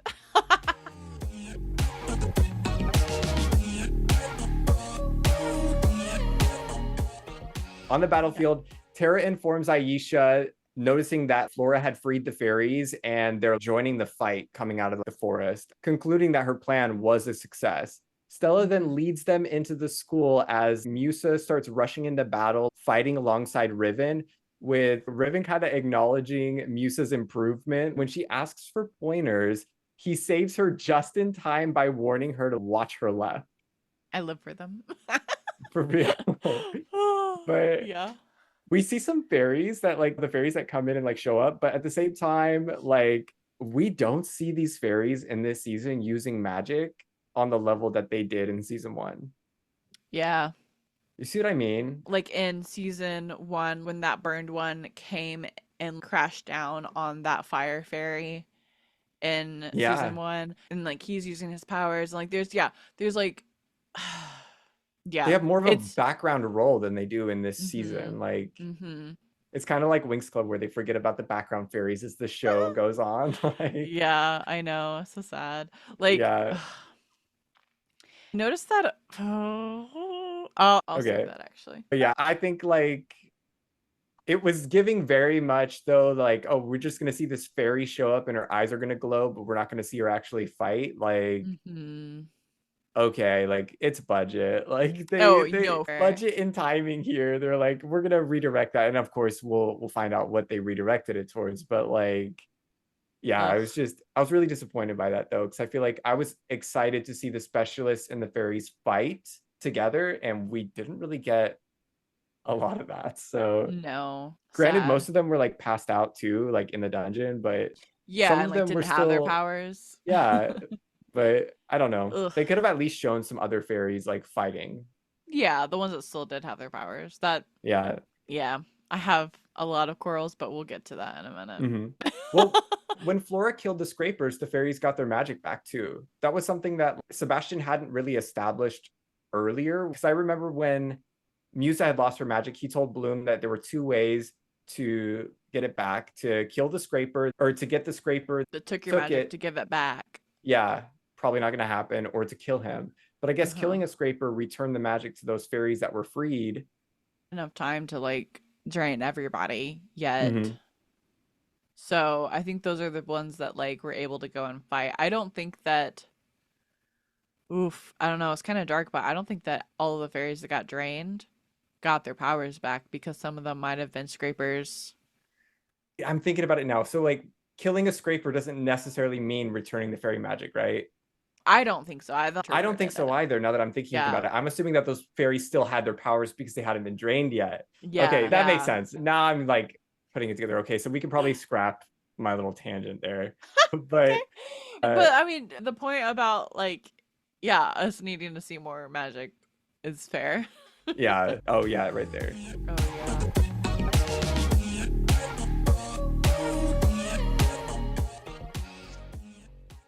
Aisha leads Stella and Tara through the greenhouse where they encounter Gray. He reveals his brother died in Astrodel and Sebastian promised to revive him, hoping to eventually escape like expectations from the Blood Witches. Aisha is super upset about this, demands that Gray stops, and then accuses him of lying throughout their entire relationship. Gray insists that his feelings were genuine, but Aisha explains that while it was real for him, like he is the one who knew the truth, and because of that Ugh, he gets to have those memories, he gets to keep them, but they're like ruined for her. She so tells true. Gray that he'll have to live with the choices that he made before reaffirming that they're going inside, and then they all just like move right past them. I thought that that was so like when she said that about like yeah, they're true for you because you knew what was happening all along. Like that hit me. Like Yes. dang, that's so true though. I mean Yeah, like oh, yeah. That was such I'm a so good glad that like they like, moment for her. right, Yeah. because like yes, there are definitely levels to like that he was dishonest, but also he's been raised in this environment. There's so much to think about, but also the simple fact is that through his actions, he lied. He could have been upfront Mhm. this entire time and worked Mhm. with the Winx or Mhm. like the girls of the Winx suite, but like he didn't. I do think though he has the capacity for good. So Mhm. yeah, and we'll kind of see that here as the rest of this episode So unfolds. in the courtyard slash Bloom's emotional and magical instability rises as she channels her magic into this crystal, with Sebastian eagerly awaiting the completed power transfer. But then Beatrix interrupts, ignoring Sebastian's attempt to shoo her away, and questions if Bloom knows Sebastian's plans for the dragon flame. This distresses Bloom, who briefly glances at Sky before dismissing it. Anticipating this, Beatrix gets in one last snarky comment before firing electricity at Sky, causing him to hit the ground below. Panicked, Bloom breaks her connection to the crystal and rushes over to weep over Sky. Meanwhile, Sebastian rises from examining the crystal shards on the ground and demands if Beatrix realizes what she had just done. Beatrix stands firm and she affirms, like, yeah, I just saved the world. Her victory is cut short by Sebastian just blasting every flavor of stolen magic towards Beatrix, presumably killing her upon impact as she hits the wall behind her and falls to the ground with a puddle of blood leaking from her head. Oh my Oh gosh, my like god. this. I can't believe they showed this. I can't believe they, yeah, right? Like when this happened, everybody that I had told, like, hey, are you gonna watch season two? I got text messages like people lost it at this scene. Like, what just happened to Beatrix? Like, Mhm. oh, it's so sad. Like, Oh my god. also, like, if you look at Sebastian's magic blast, in the final edit, they kind of like tightened the scene ever so slightly, but there was a VFX like show reel that showcased a slightly longer version of that. And you could see that when he fired like his magic, he was firing like every color of fairy magic towards Beatrix. So like it was like rage filled, like Yeah, she was fire cooked. shot. Oof, that's so sad. And it's like it's scary that like he just like so easily just like nope, you're dead. Like Yeah, that's terrifying. there was also a moment too, like where if you looked at his face, there was almost like a moment of like, what the, like, what did I just do? So yeah, it's just, it's so sad. But I do want to point out though that the convergence crystal destabilizes emotions and magic. And Bloom obviously doesn't have full control of her power if she's already riled up from Sebastian and she's just trying to Mhm. give it up. And then Beatrix shows up and she's over there like looking up at Sky and she's just like, oh no, I'm not gonna let my boyfriend die. So she's Right. completely out of it at this point. And I think Beatrix kind of recognized that. And she's like, figured you'd say that. And then Mhm. tells her to Just zaps him. remember that she said that. So it's kind of like a little joke. Remember that you said that because you're going to eventually look back on this and be like, that was really stupid. But yeah, just overall, like the entire thing, thank God Beatrix showed up because had she not, Honestly. this would have gone in a completely different direction. So I'm glad that she got her last moments in, but at the same time, she's been doomed from the start because she killed Callum in season one and Mhm. never really faced any repercussions for that. And I feel like it's kind of a literary cinematic trope that if you kill somebody like that, it's gonna come back around. Like that's a Yeah. tale as old as time. Like I So suspected, true. yeah. Like I was like, when is like Beatrix gonna get like everything handed to her? Because like Mm, she's not inherently evil, but at the same time, like she's done some pretty bad things. really bad stuff for sure. Yeah. I know, and I think that we forget that in this season because we're all like, "Oh, poor Beatrix, she's all alone." Yeah. Like she killed a man last season. Yeah. It wasn't as traumatic as her death for sure because like he just like vanished like into the air like the Avengers or something, I don't know. And so like yeah, it wasn't as gruesome or as graphic for sure. They definitely like upped that in this season, which Yeah. I'm not a gore like person. Like I don't Hmm. like that stuff. They Tricks fell to left the it all in ground. I season was one. like, yeah, yeah. Yeah. Oh my gosh. Crazy. Oh, I was gonna say, like, when Beatrix died in this shot, like, we already know that when fairies die, they're supposed to release life essence, and she doesn't release anything. Ooh. Instead, we see blood. And I'm just like, okay, like, Ooh. with what we find out later here too, I'm just like, is Beatrix really a fairy or is Beatrix something entirely different? And I maybe is Go Is that ahead. why she stands out so much? Like, I don't. I also wonder. Well, we'll talk about fan theories like at the end, but like Mhm. I have theories about that. After Okay. discussing it, thinking about it more, yeah, I've got some messed up theories for sure. Okay.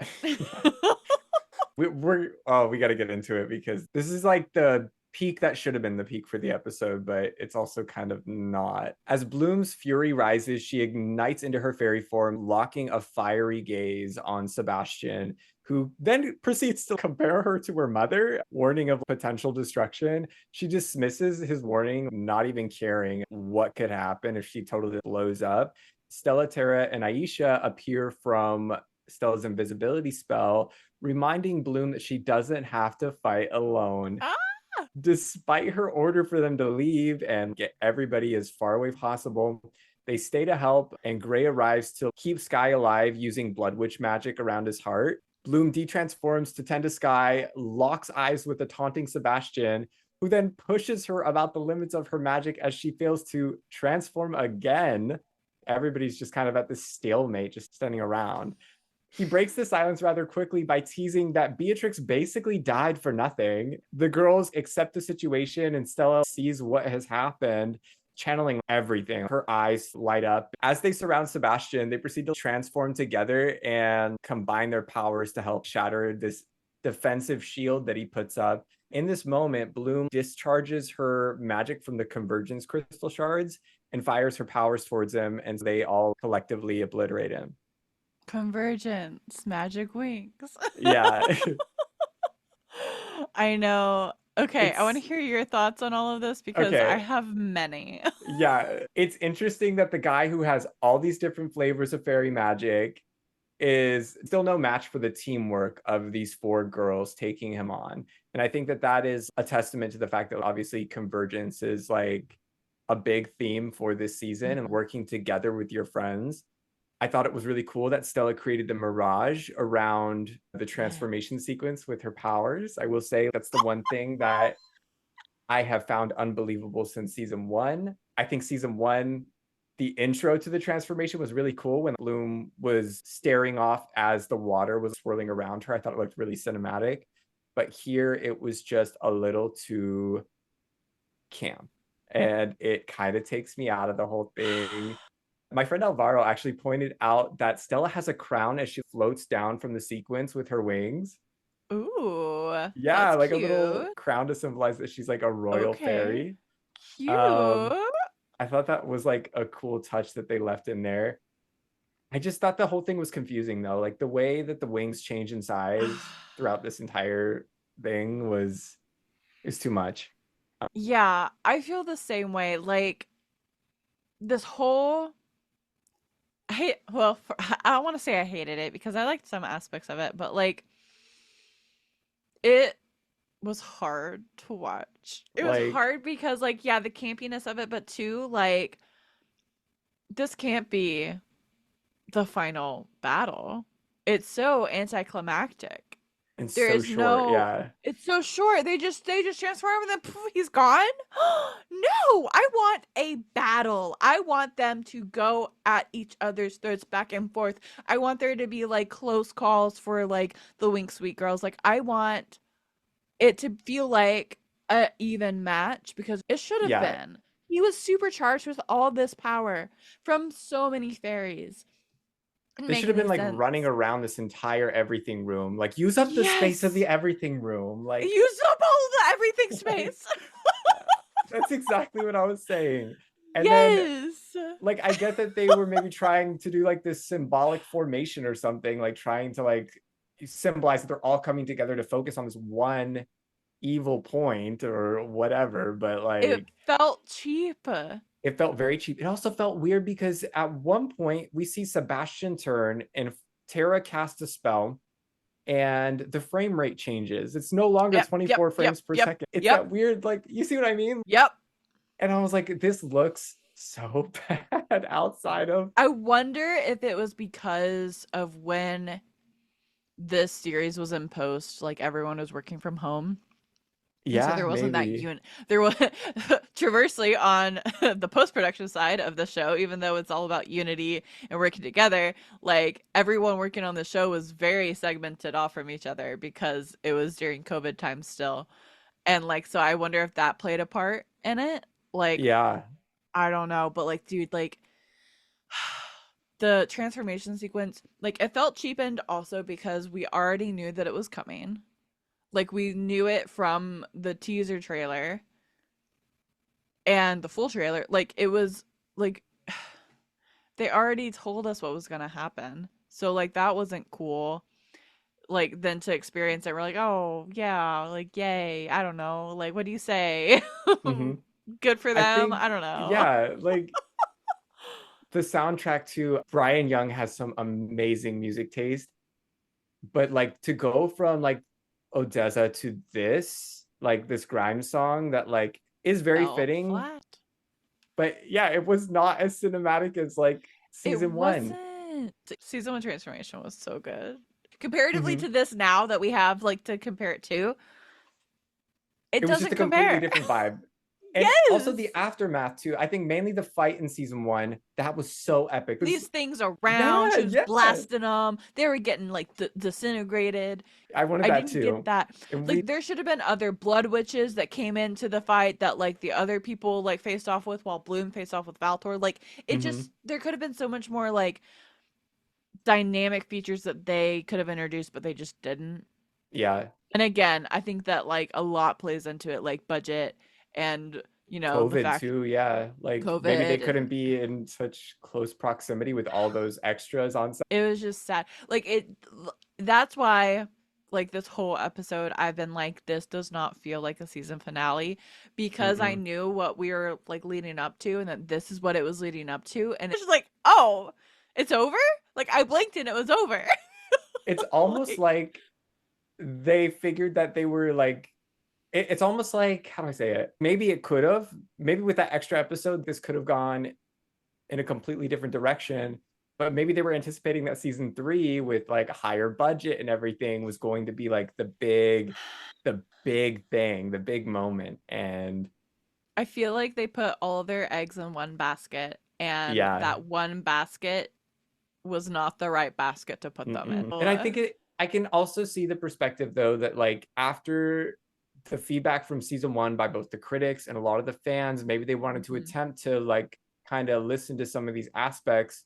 They asked for camp. They asked for something that was like a little less serious because it's Winx.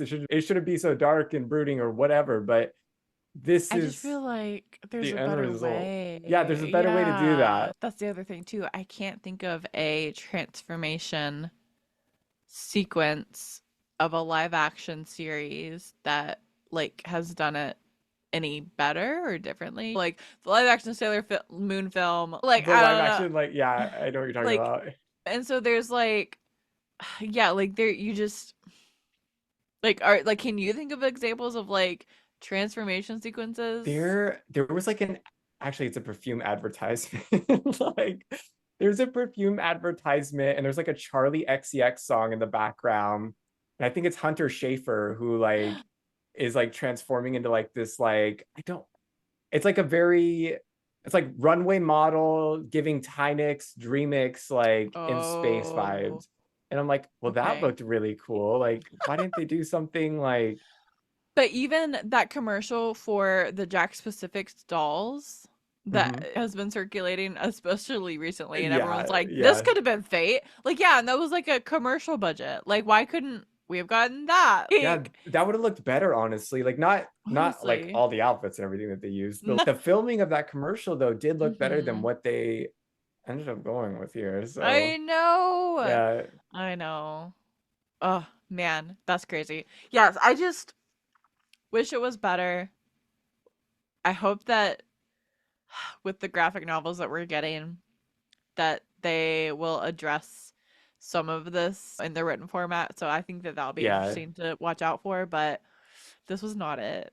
I think that's the nice thing about the graphic novel continuation too, is that she can draw whatever she wants on the page for the most part. And I think Hmm. there's so much more freedom to create these scenarios that look really good. Because like in the Winx Club Mm-hmm. comics, the comic panel transformations look so good sometimes. Pretty, yeah. When the tricks transform in the comics and you're like, oh, that's how they do it. Like, Ah!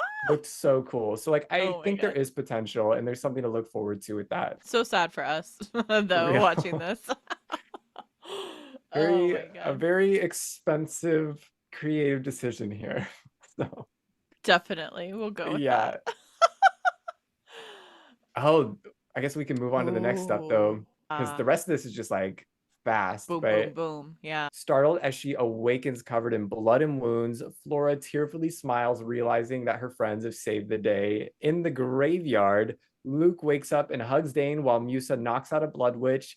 And realizing their victory, Silva like helps Cat up. So we have all these like loose ends that are like slowly being Mm-hmm. tied off. And then Musa's powers flow back into her and she hears Stella's screams in that moment. Back in the courtyard, Bloom hugs Sky. Tara comforts Stella, who's like crouching down and just like bawling over Beatrix. And Bloom kind of like fills Sky in on like how he died. We see like Aisha and Gray go their separate ways in the background, just like ever so Oh, yeah. briefly. But Bloom then all of a sudden Bloom has a vision of Shadow, a tower, and the conduit, and this kind of like causes Sky to like take alert, like, are you okay? And she's like insisting that she's fine, kind of like pulling what he does, where he like says everything's fine and it's Mm-hmm. not, before insisting that they have to get everybody back to the suite.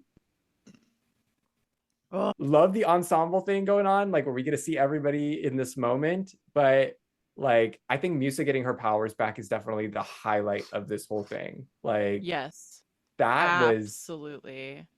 the chills, like just seeing her face like as she's like experiencing all of this and she's like experiencing what had just happened on the inside. Yeah. Intense. Like yeah, that'll And like it forever wreck me. it was so sad because like we all knew it was coming. But I feel like watching it the first time you forget, but like rewatching it and knowing that it's coming, like it just hits harder almost. It's like, Yeah, oh man, oh it's my God. rough. It is so rough. One thing that did take me out, there was one line in here, and let me know if you feel the same way. When Okay. Bloom's like, you kind of just died, or like something like that. I'm like, oh my gosh, girl, what? Like, Oh, I don't know if yeah. that was intentional, because like, you know how fate throws in like some of those intentional awkward moments, but like, it was definitely an awkward moment. It was awkward because she goes from that to like having that vision. Yeah. And it was just like this light, like hearted, like kind of awkward, cringy thing. And then just like, bam, don't forget about this. I was like, oh, Hmm. like I felt like whiplash. For sure. Yeah, that was so cringy. But I will say, Abby did such a good job in this episode, though. I was so like immersed in like just seeing like how frustrated she was getting in some of these moments with Mm-hmm. Sebastian. Like she Mm-hmm. really sold it. Oh yeah, Abby Yeah. is phenomenal for sure.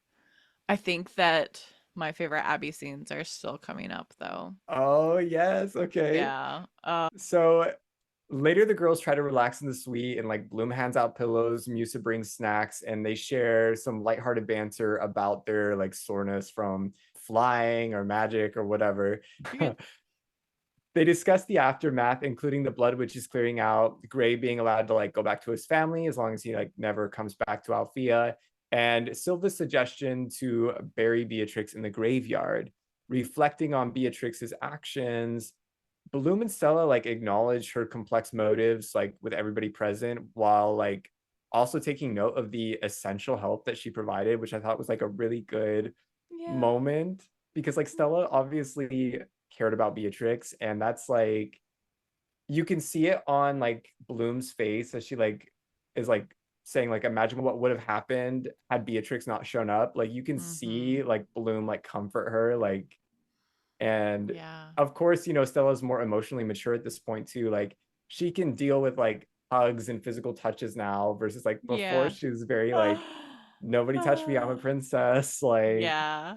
so Wow. I thought that was sweet and really sad. Musa then advises Bloom to like go get some rest and like assures her that like she'll take care of everybody else. And as Bloom heads to her room, she like turns around to see like everybody's like spirits kind of like lifting up in this moment. Yeah, it's lighthearted at the same time, and I like it a lot. Like this is Winx, like this Yes. moment, Flora's can, wink to Stella. yes, Flora's Winx Yes. to Stella, Stella, yeah, being like that's my roommate, like that's so cute, and Yeah. like yeah, just all of it, and like I love it, like them in the Winx suite, which is funny that it's called like Faith the Winx Saga, that we never got more explanation other than oh their dorm is called the Winx Suite. Like I wish that we had gotten that, but even still, like them all together, like it's so Winx, so Yeah, Winx. for sure. So the Tate McRae song was perfect for this scene too. Like just a sad I think it's like an alternative. I listened to the full song and I think this is an alternate like version of it for broadcast because it Ooh. does not sound Okay. the same. Or maybe they like took off some of the instruments like when they were like mixing it into the show, but I really Wow. liked it though. Such a good song. Yeah.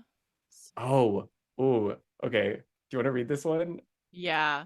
So late at night at her bedroom desk, Bloom examines the Blood Witch text before exiting quietly, taking one last glance at her sleeping suitemates before leaving a stack of letters in the kitchenette. Longingly, she examines the suite one last time before exiting with a singular letter still in her hand. An Moment. idea. If Wait, you've seen oh Winx yeah. Club, like you know what's happening. She can't go a season without leaving Althea. Yeah, She really cannot. but this time she's not Uh, going back to Gardenia, which is like I guess yeah. that's a little different. But yeah, like Yeah. the shot where Bloom's writing her letters, there's a really good cinematic moment where we see her go from the Blood Witch text to focusing on a pen and paper, but you have to watch it through the gem mirror because you can't Yes, really yes, see it. yes. Oh I my love that. It gosh. was such a good artistic touch to the filming style. And I feel like they do that a lot in this show, but that part really got me because then we see her exiting the suite with all these letters in her hand, and you're like, oh no. So back in the Althea dungeons where the Undercroft is, Bloom encounters the conduit from her premonition. Sky then comes and confronts her holding the farewell letter that she left him, and he questions it, learning from Bloom that it's a conduit to the realm of darkness. She explains that the only way to close it is from the other side, and that Sebastian actually wanted the dragon flame to prevent anyone from having enough magic to close it, which is that's pretty scary. Sky accuses her of seeking a way out for a while, but Bloom insists that she's dangerous and her mom knew it, and that's why she sealed herself away. And this is how she can save the other world. Despite Sky's pleas, Bloom feels that this is part of her fate, so they share a heartfelt moment, professing their love and kissing before Bloom walks into the portal and closing the conduit, leaving Sky like sniffling sadly in the dungeon alone. This was my favorite Bloom part. Yeah, This yeah, whole like string of like moments making this hard decision. She's made hard decisions this whole season, but I think that this one was probably the hardest because she is losing her found family in this decision. Like, yeah, it's crazy. I think a little bit too. We mentioned how Sebastian might not have been telling the whole truth and trying to bait her during their quote unquote fight. And I think that she let him get to her a lot in that moment because, like you said, she was very unstable in her emotions and her power. So, like, she was very vulnerable. But I think that this is a direct correlation to those instances of him, kind of baiting her. But I don't know. Abby did just such a great job during these scenes explaining that emotion of the weight of this decision for Bloom. Ugh, I have it goosebumps right now thinking about it yeah, again. like Like it it's wrecks me. It wrecks yeah, me entirely. And the then moments. Sky coming Yeah, up and like man, it's just so much. Yeah. It's rough. Like when she was staring back at the portal and you could like see that she's been crying and like her face is just like, oh my gosh, like that, like I was so shocked the first time I saw it, and especially when I rewatched it, but like because it's such a dark moment for Winx. Like that's a really heavy decision. And yeah. And what does it remind you of? Does it remind you of season 3 when Technic closes the portal from the inside? Yes, that is a good point. I didn't even think about that. Like these are emotions that the Winx had to deal with in the series, Hmm. and it's like they had to deal with it after fighting like an enormous battle with the witches during this Yeah. moment. And so like it being actualized and coming in this live action is just another level. It's just so Yeah, crazy because like they did it. Like they did that. yes, they Like did. oh, it's And so good. the stakes are so high too here that like it's just, especially with the way the rest of this episode goes, I was in tears watching this. Like Mm-hmm. I was so heartbroken that I remember like at the end I'm like there has to be a third season, right? Yeah, and then a month I was later we're like, like, well, crap. I'm gonna wait for that ambulance to go by in the Oh, I can background. even hear it. That's funny. Okay. Yeah.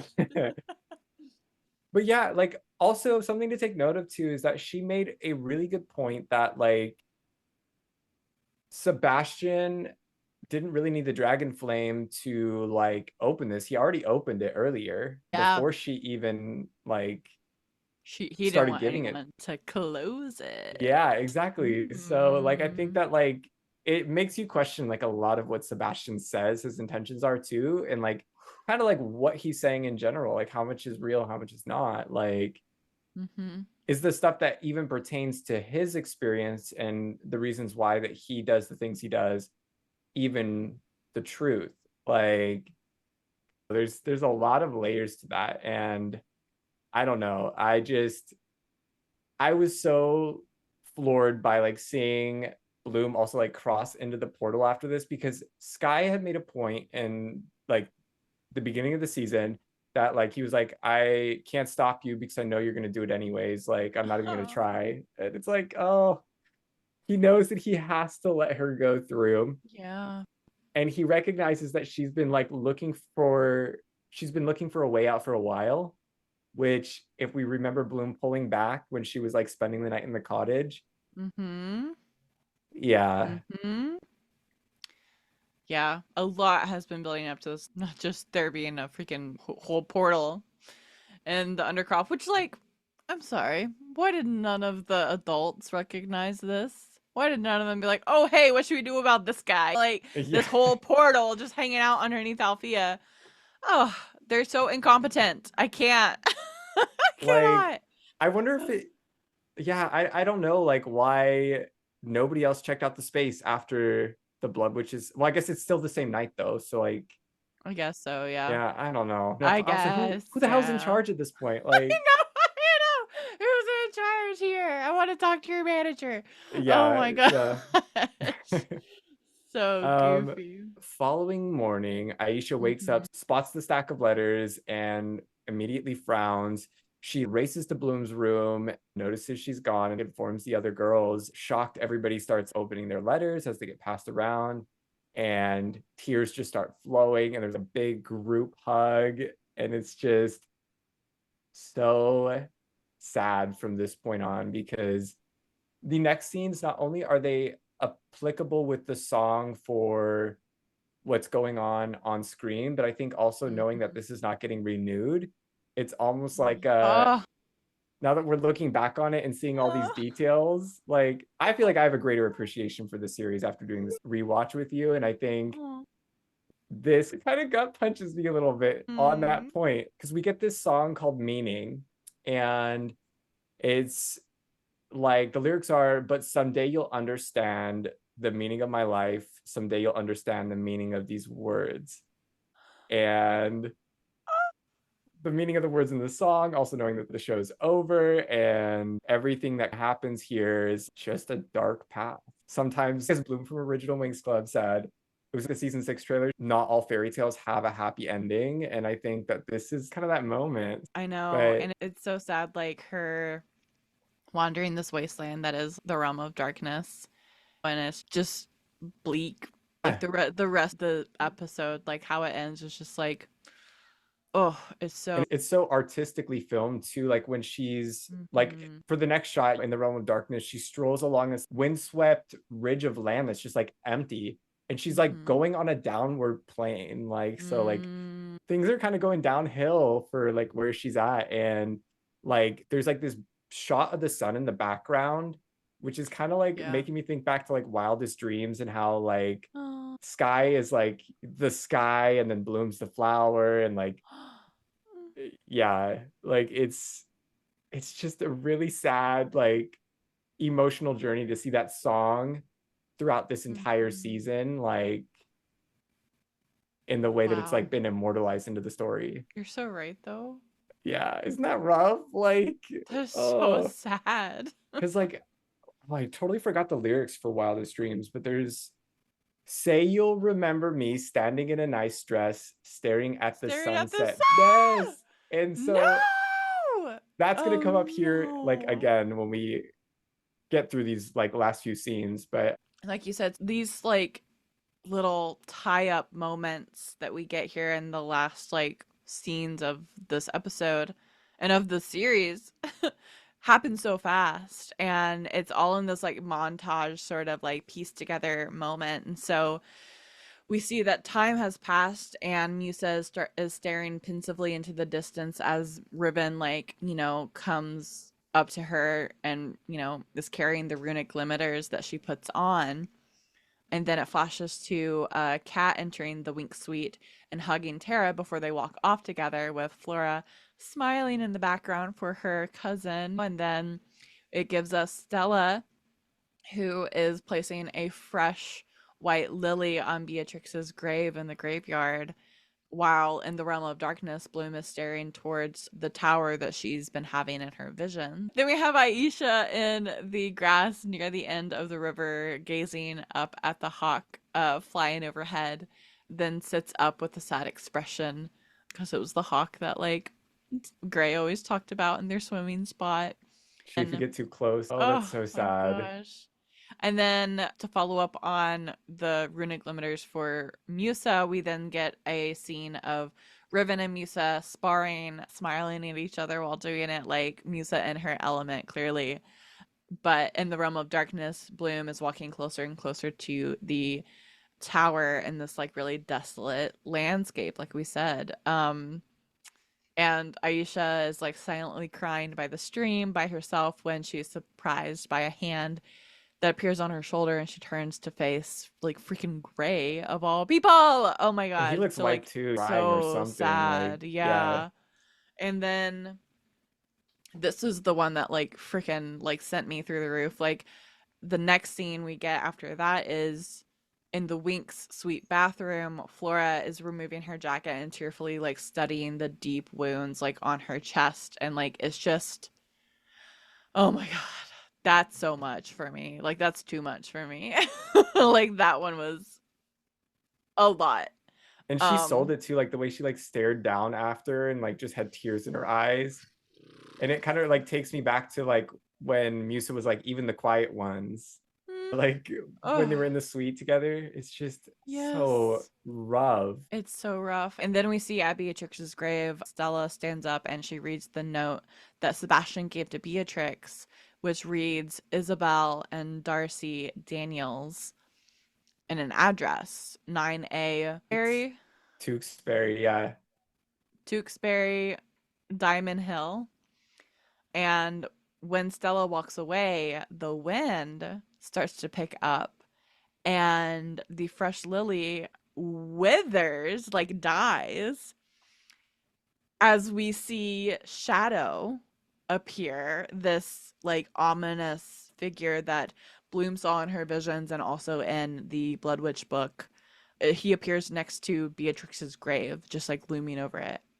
And then it cuts to the realm of darkness as Raven's caw in the distance. Bloom enters the dark tower that she's been walking towards. Making her way inside, she sees a shadowy figure perched over a large cauldron of fire. Approaching the figure, Bloom notices the female figure's long orange hair. And as the figure turns to face her, Bloom mutters one last word, freaking just mom, before it cuts to credits. Heartbreakingly, indefinitely, as Fate was canceled by Netflix, leaving Bloom forever in the realm of darkness. Girl, bye. Oh my gosh. And scene. Like, there are a few things to talk about with the way that they montage this too, because like Mm-hmm. when we saw like Musa staring off in the distance, right? Like then all of a sudden, like she's trapped in her thoughts again, and Riven shows up Mm-hmm. with the runic limiters, and he's like there to save the day. Yes. Love that because he has an understanding of who she is and what she really feels. And I think it's nice that Yeah. he did that and that they had that understanding. That was so cute. Just seeing them come back together, and then Flora's happy for them off in the background, even though she's going through Mm-hmm. all of this that we find out a few scenes later. Yeah, I Um, know.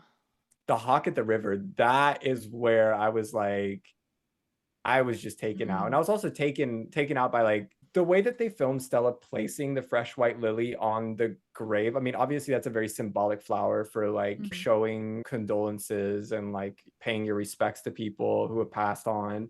We see like Bloom kind of like at the same time, like after that, stare off at this tower that she had been envisioning for like the longest time too. Yeah. I just like the way that like all of this is filmed. I think it looks really good. In the realm of darkness, like when Bloom walks closer to the tower in the desolate landscape, she's staring head on with the sun, which again ties back into the Taylor Swift lyrics, like staring at the sunset, sunset babe, like calling a guy sunset, but like also, Mm-hmm.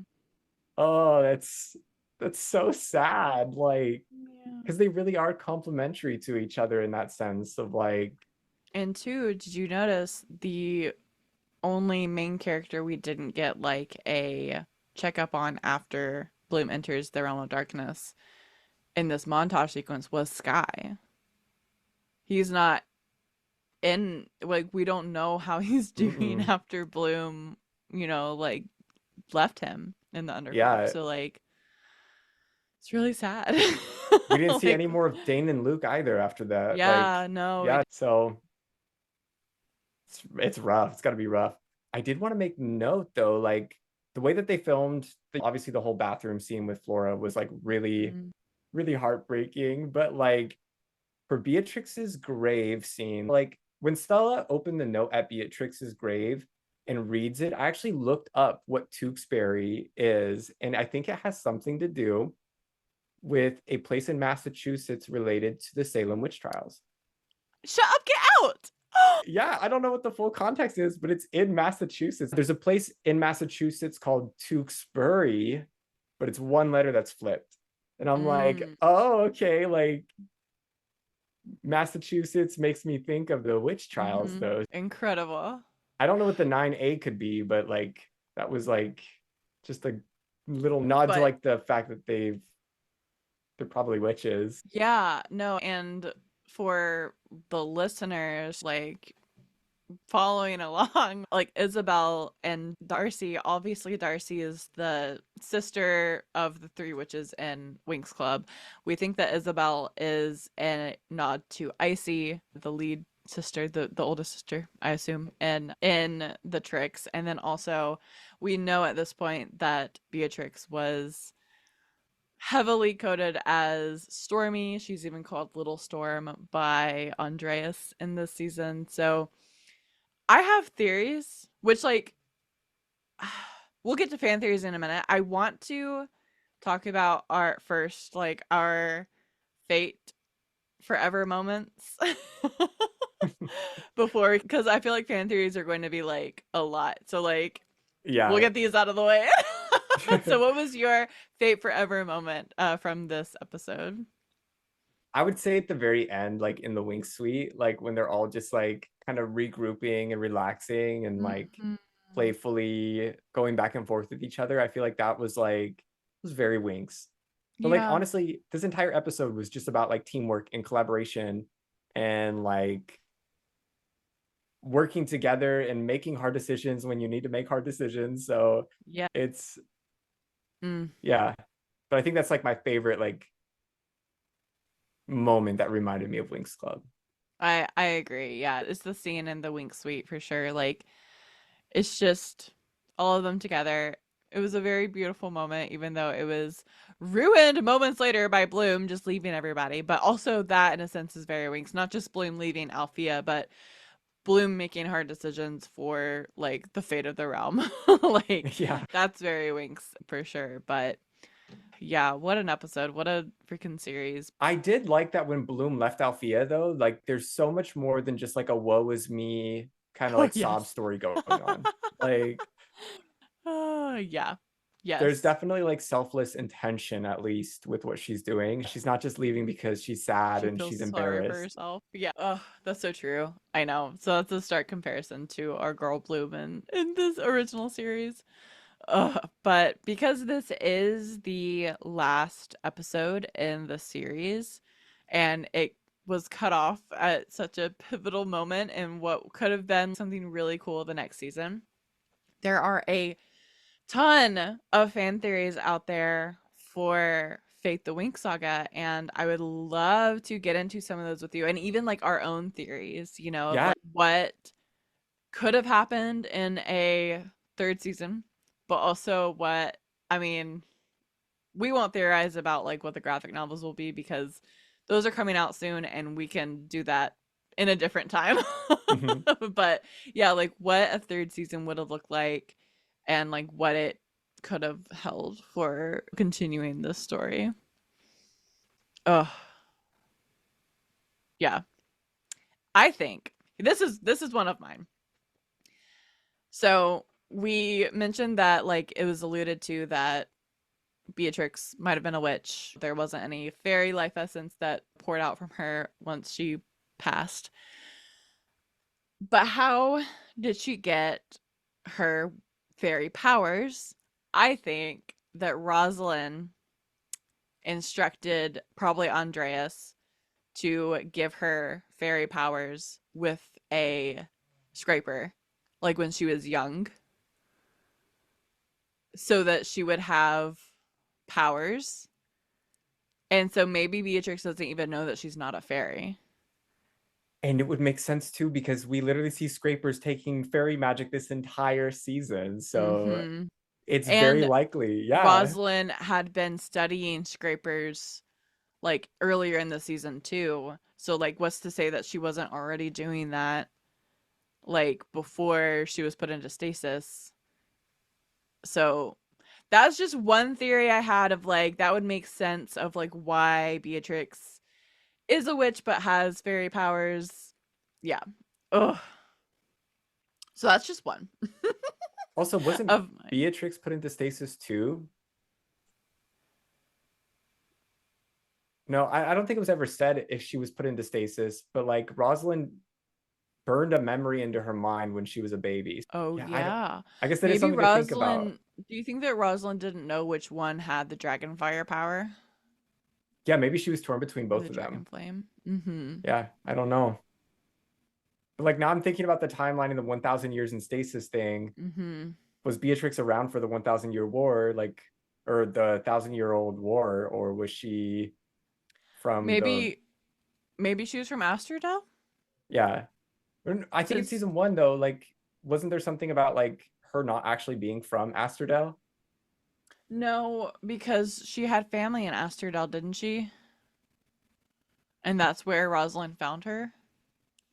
I thought that's how it was introduced, but I thought that afterwards there was something. Maybe I could be like, I don't know for sure actually, and now I'm like mixing it up. But I could have sworn there was something too where Rosalind said something like she's not from Astrodel, like revealed it to her. Oh, fudge. I But I don't could know. just be. I would have to go back and check on that. I don't know, but Yeah, I don't know, but that's my theory for Beatrix at least. mhm. It's a good theory. Thanks. I think that Riven and Musa like are platonic. I don't think that they like each other. And like if there were a third season, I think that they would have been more like I don't know.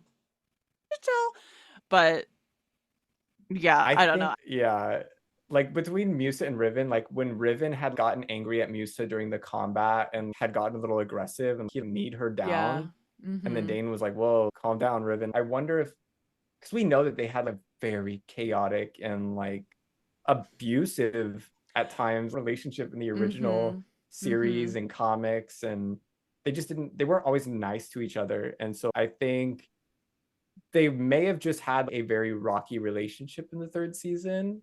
Like Ooh, maybe there's yeah. something that Like they would true have, Riven and Musa fashion. yeah, yeah, Yeah, that's so that would true. have been interesting to see. Oh, So, yeah. but it would have to be done very carefully. Like, Mhm. And like whew, and Stella, I think that Stella would have gone and found the sisters. I think that Shadow would have, or might still, we don't know, like resurrected Beatrix, maybe for good, maybe for evil, probably for evil, definitely for evil. And yeah, and I think that the Shadow would have turned out to be like a Lord Darkar esque. And I think that's what Olivia was alluding to in my mhm. interview with her. So that'll be interesting to see how that pans out in the graphic novels. But there's just so much like open-endedness and like you obviously they were banking on a third season Didn't and get it. yeah, it's just sad. I'm trying to think. Oh, and then like obviously the Cat and Tara stuff, like that would have been expounded upon. Flora would have like struggled with having the scars of like her past almost. Like there is a reminder of like what she's kind of like lost in a sense. Is like this really beautiful fairy that like now has all these like battle scars on her and like having to deal with that I think would have been a cool thing to have like walked through with that character. Yeah. Yeah. Also, But did she ever oh get her powers back? Like because of the scrapers? Like, did the scrapers? Yeah, because she's like the only one who had magic stuck in a scraper. mhm. So is she gonna have to like Mhm. reboot her magic again? Like, 'cause it's like a battery or whatever. But like, Yeah. yeah, that'd be an interesting thing to explore. Do you think Shadow would have transformed into like the Shadow Phoenix, like Lord Darkar looking? Like, I think that he probably would have gathered his powers by resurrecting more and more dead. And mhm. as he resurrected more and more, he would have transformed more into what his true form was, not just the Yeah, shadow creature. I But I think would have, too. yeah. Do you Oof. remember in season one too, with like the invitation to the Black Lagoon where Stella goes and then the tricks are there and they like kidnap her and take the ring? Mm-hmm. I wonder if with that note, like in the fact that Stella has a note to go to an address, if she would have gone there and like maybe encountered all three of them or two of them, like, Dude, and then what if it maybe, was all three of them and then right, that was how they revealed Beatrix right. in season three? Oh, that would have been so cool. But yeah, I thought about that. I was like, that seems very similar to that setup in season one. No! Oh my Oh, that god. would have been A so handwritten cool. invitation. Oh my Right? gosh. Crazy. Oh my gosh. Other theories. Oh yeah, I would assume that Silva would have become the headmaster. But Mm-hmm. yeah, I don't know. That's what I would assume too, because like it's at that point it's only him and Lunch Lady Doris. And have we even seen Doris this season? I swear we didn't see her again. No, she gone. She might even be gone. So yeah, it might just be Silva. He's gonna be like serving up sloppy joes in the lunch line and teaching magic and teaching combat like specialists. So it's like he's got his work cut out for him for sure. What about Luna? I think ooh, she would have taken credit for everything that happened at Althea for taking down the Mhm. Blood Witches. She would have been like, "It was me that deployed the specialists and the fairies to work together and da da da da and whatever." That's a hard one to think about, right? What would have It happened is. after everything that she did with like imprisoning Bloom and like, Well, no one in the realm except for people at Althea knew that she imprisoned Bloom. mhm. So she probably would have, and now that Bloom's like gone missing, she probably would have like framed it as like Bloom being the savior of like, and how like she knew that and she set her up to be that way and like all this stuff Oh, and like okay. they even used it as good PR for Stella too of like how Stella helped for like mold Bloom during her time at Althea when she came and she didn't know she had powers and all that stuff like she would have like spun it. It would have been a PR spin for sure For for sure. or Queen Luna. So it's Yeah. all about like appearances with her. Yeah. Oh Oh, my yeah. gosh. Yeah, that's Yeah. a good point. Mm. I did take a look at some of the like I tried looking at like what I could read on the page, but I couldn't get like a 4K screenshot to like zoom in on the Blood Witch text. But I did notice that they used like I think it was Norse runes or something. Incredible. Yeah. And on the tower in the Realm of Darkness, I was able to decode two of the runes. I couldn't decode the middle one. I don't know if these like really had like a big symbolic meaning, but I mean they were there. So Right. like on one hand, like there was a rune that's like in the shape of like a crow's foot or like a raven's Mm-hmm. like claw, which is Yeah. interesting because We if we hear the think back ravens to in the like background. yeah, you Yes. hear the ravens in the background, and Bloom ran into the raven earlier in the season, Oh, before they went on the yes. jailbreak. Yo, wait a minute. Yes. And it scared the Yes. crap out of her. Mm-hmm. And it like Oh freaked her my out. Yeah. So I'm like, okay, there's some like cinematic foreshadowing going on here. Like they God. sprinkled in some levels to that. The raven's foot symbolizes the moment of birth or moment of death. It can also be a clear warning for people to not step further into wherever the domain is that it's posted up in. Let me see what else. Apparently, it has something to do with bridging the gap between the human and the divine. So it's important for those seeking answers and enlightenment. So, Bloom going and Yo. meeting her mom, it's really interesting because there's also a warning with it that should you cross beyond that point, for example, you shouldn't be pursuing egoistic goals because at that point, failure is pre-programmed into your fate. Yeah, Wow. really, really interesting. And it's about thinking about like the greater good as like oneself as like collective of like everything. And that's very Bloom in the end of the Mm-hmm. season too. So saving her world, as Miss Dowling said, rather than saving the world, like all the people around her, the people she cares about. Yeah, really, really a lot to think about. But the rune on the other side of the triangle is often used to like represent something that you have like planted and harvested in terms of like waiting for an eventual reward, waiting for seasons to come, even if there's a delay. And Bloom's mom has been waiting for 1,000 years to meet Mm-hmm. her. And Bloom's also been waiting 1,000 years to meet her mom. So like I'd say 16 years in terms of like the perspective. But Right. Wow. yeah. So just something to think about though, like these little runes that were up on the sign outside the Dark Tower.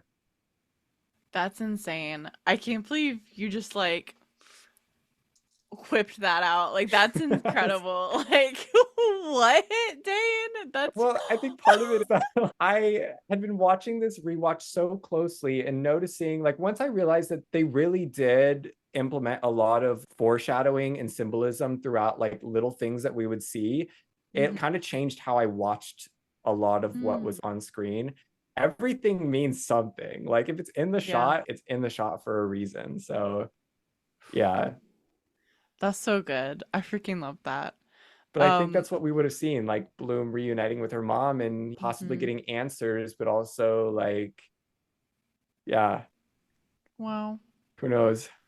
I agree. I think that had this gone on for another season, we would have gotten a lot of answers. It would have been probably the final season if 2 wasn't the final season. And they would have brought in even more like nods to the original show and Yeah, stuff I think so that too.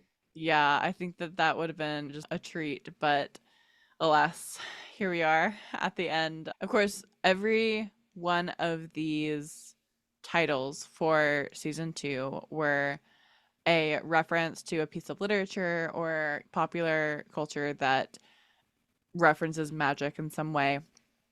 And so this title was All the Wild Witches, and it's actually references a line in a poem by W.B. Yeats titled Lines Written in Dejection, which I'm going to read that because I think that it's so interesting that they picked this for the last.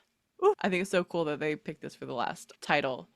So it's W.B. Yeats, if you don't know who that is. He is an Irish poet, which is so, because they filmed in Ireland, like it's so, like, all of it's so good. So it's a really short poem. It says, "When I have last looked on the round green eyes and the long wavering bodies of the dark leopards of the dark leopards of the moon, all the wild witches, those most noble ladies, for all their broomsticks and all their tears, their angry tears are gone. The holy centaurs of the hills are vanished. I have nothing but the embittered sun, banished heroic mother, moon, and vanished. And now that I have come to 50 years, I must endure the timid sun." So there's a lot there. But I think that it really does, like, encapsulate like what we experienced, like, as, like, especially like these like final moments of this episode. Like, it's just like Yeah. every single part of like their, like, writing of the show, like even down to like what the title of the episode's, like, so intentional, and I really appreciate that. Same. Like think about this poem over that last montage. Mm-hmm. Like it fits so Mm-hmm. well with like everything that we see. Like, Yeah.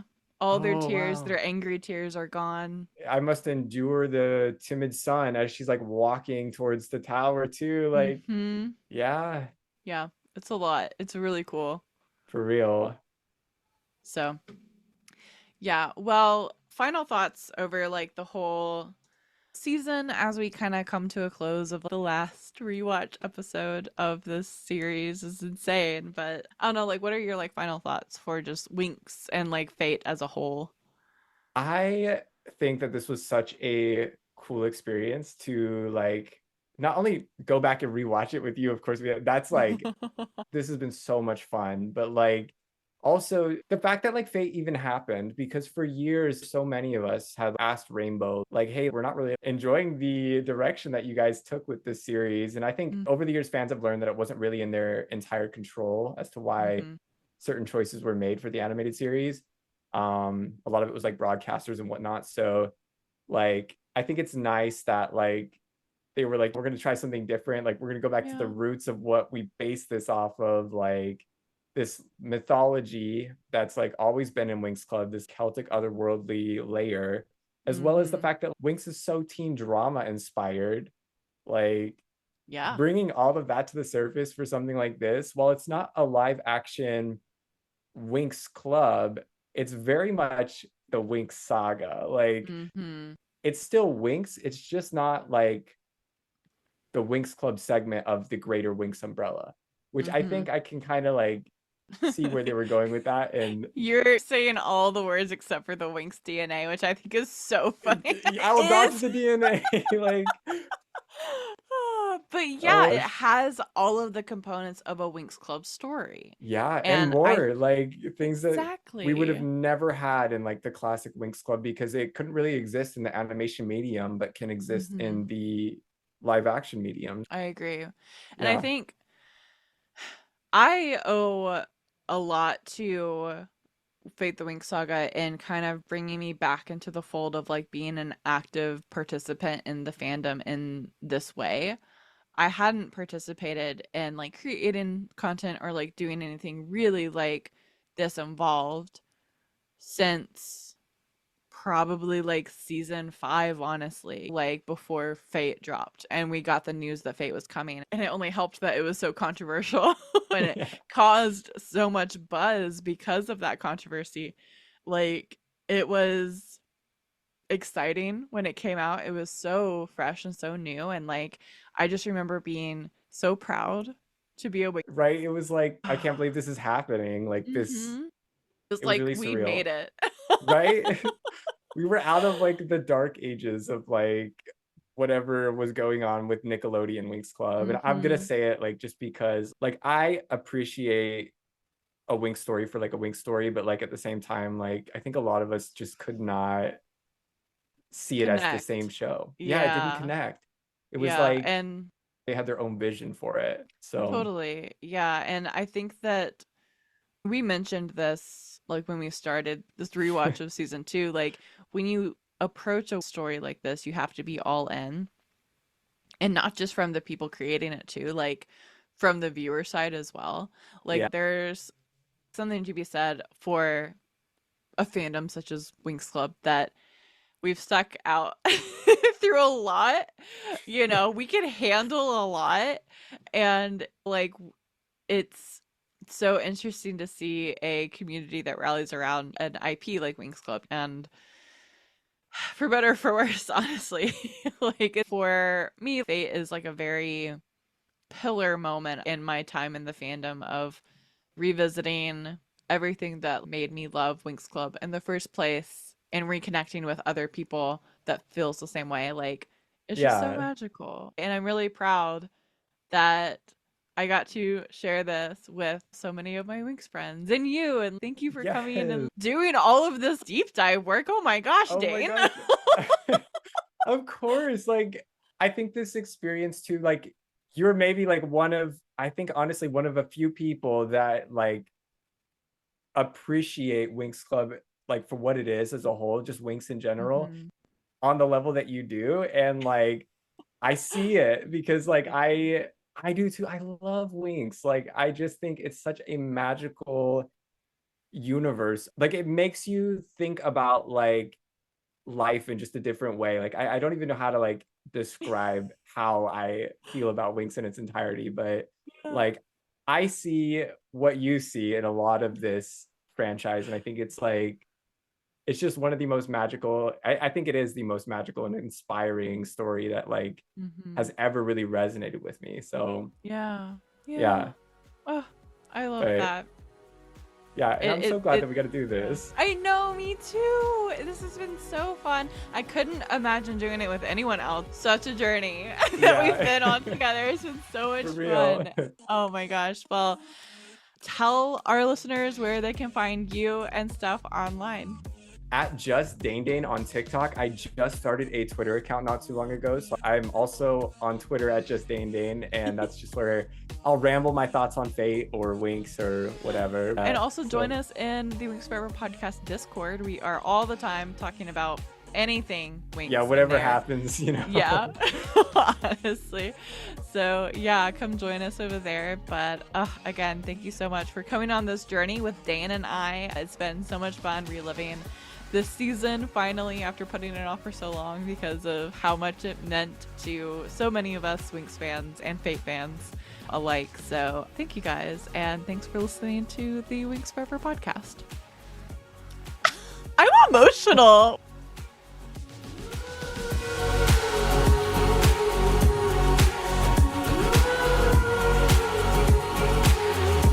Thanks so much for listening. If you enjoyed this episode of the Winx Forever podcast, be sure to like or subscribe on your preferred streaming platform so that you're notified when new episodes are released. The theme for the Winx Forever podcast is the song She Makes Magic by Big Wild.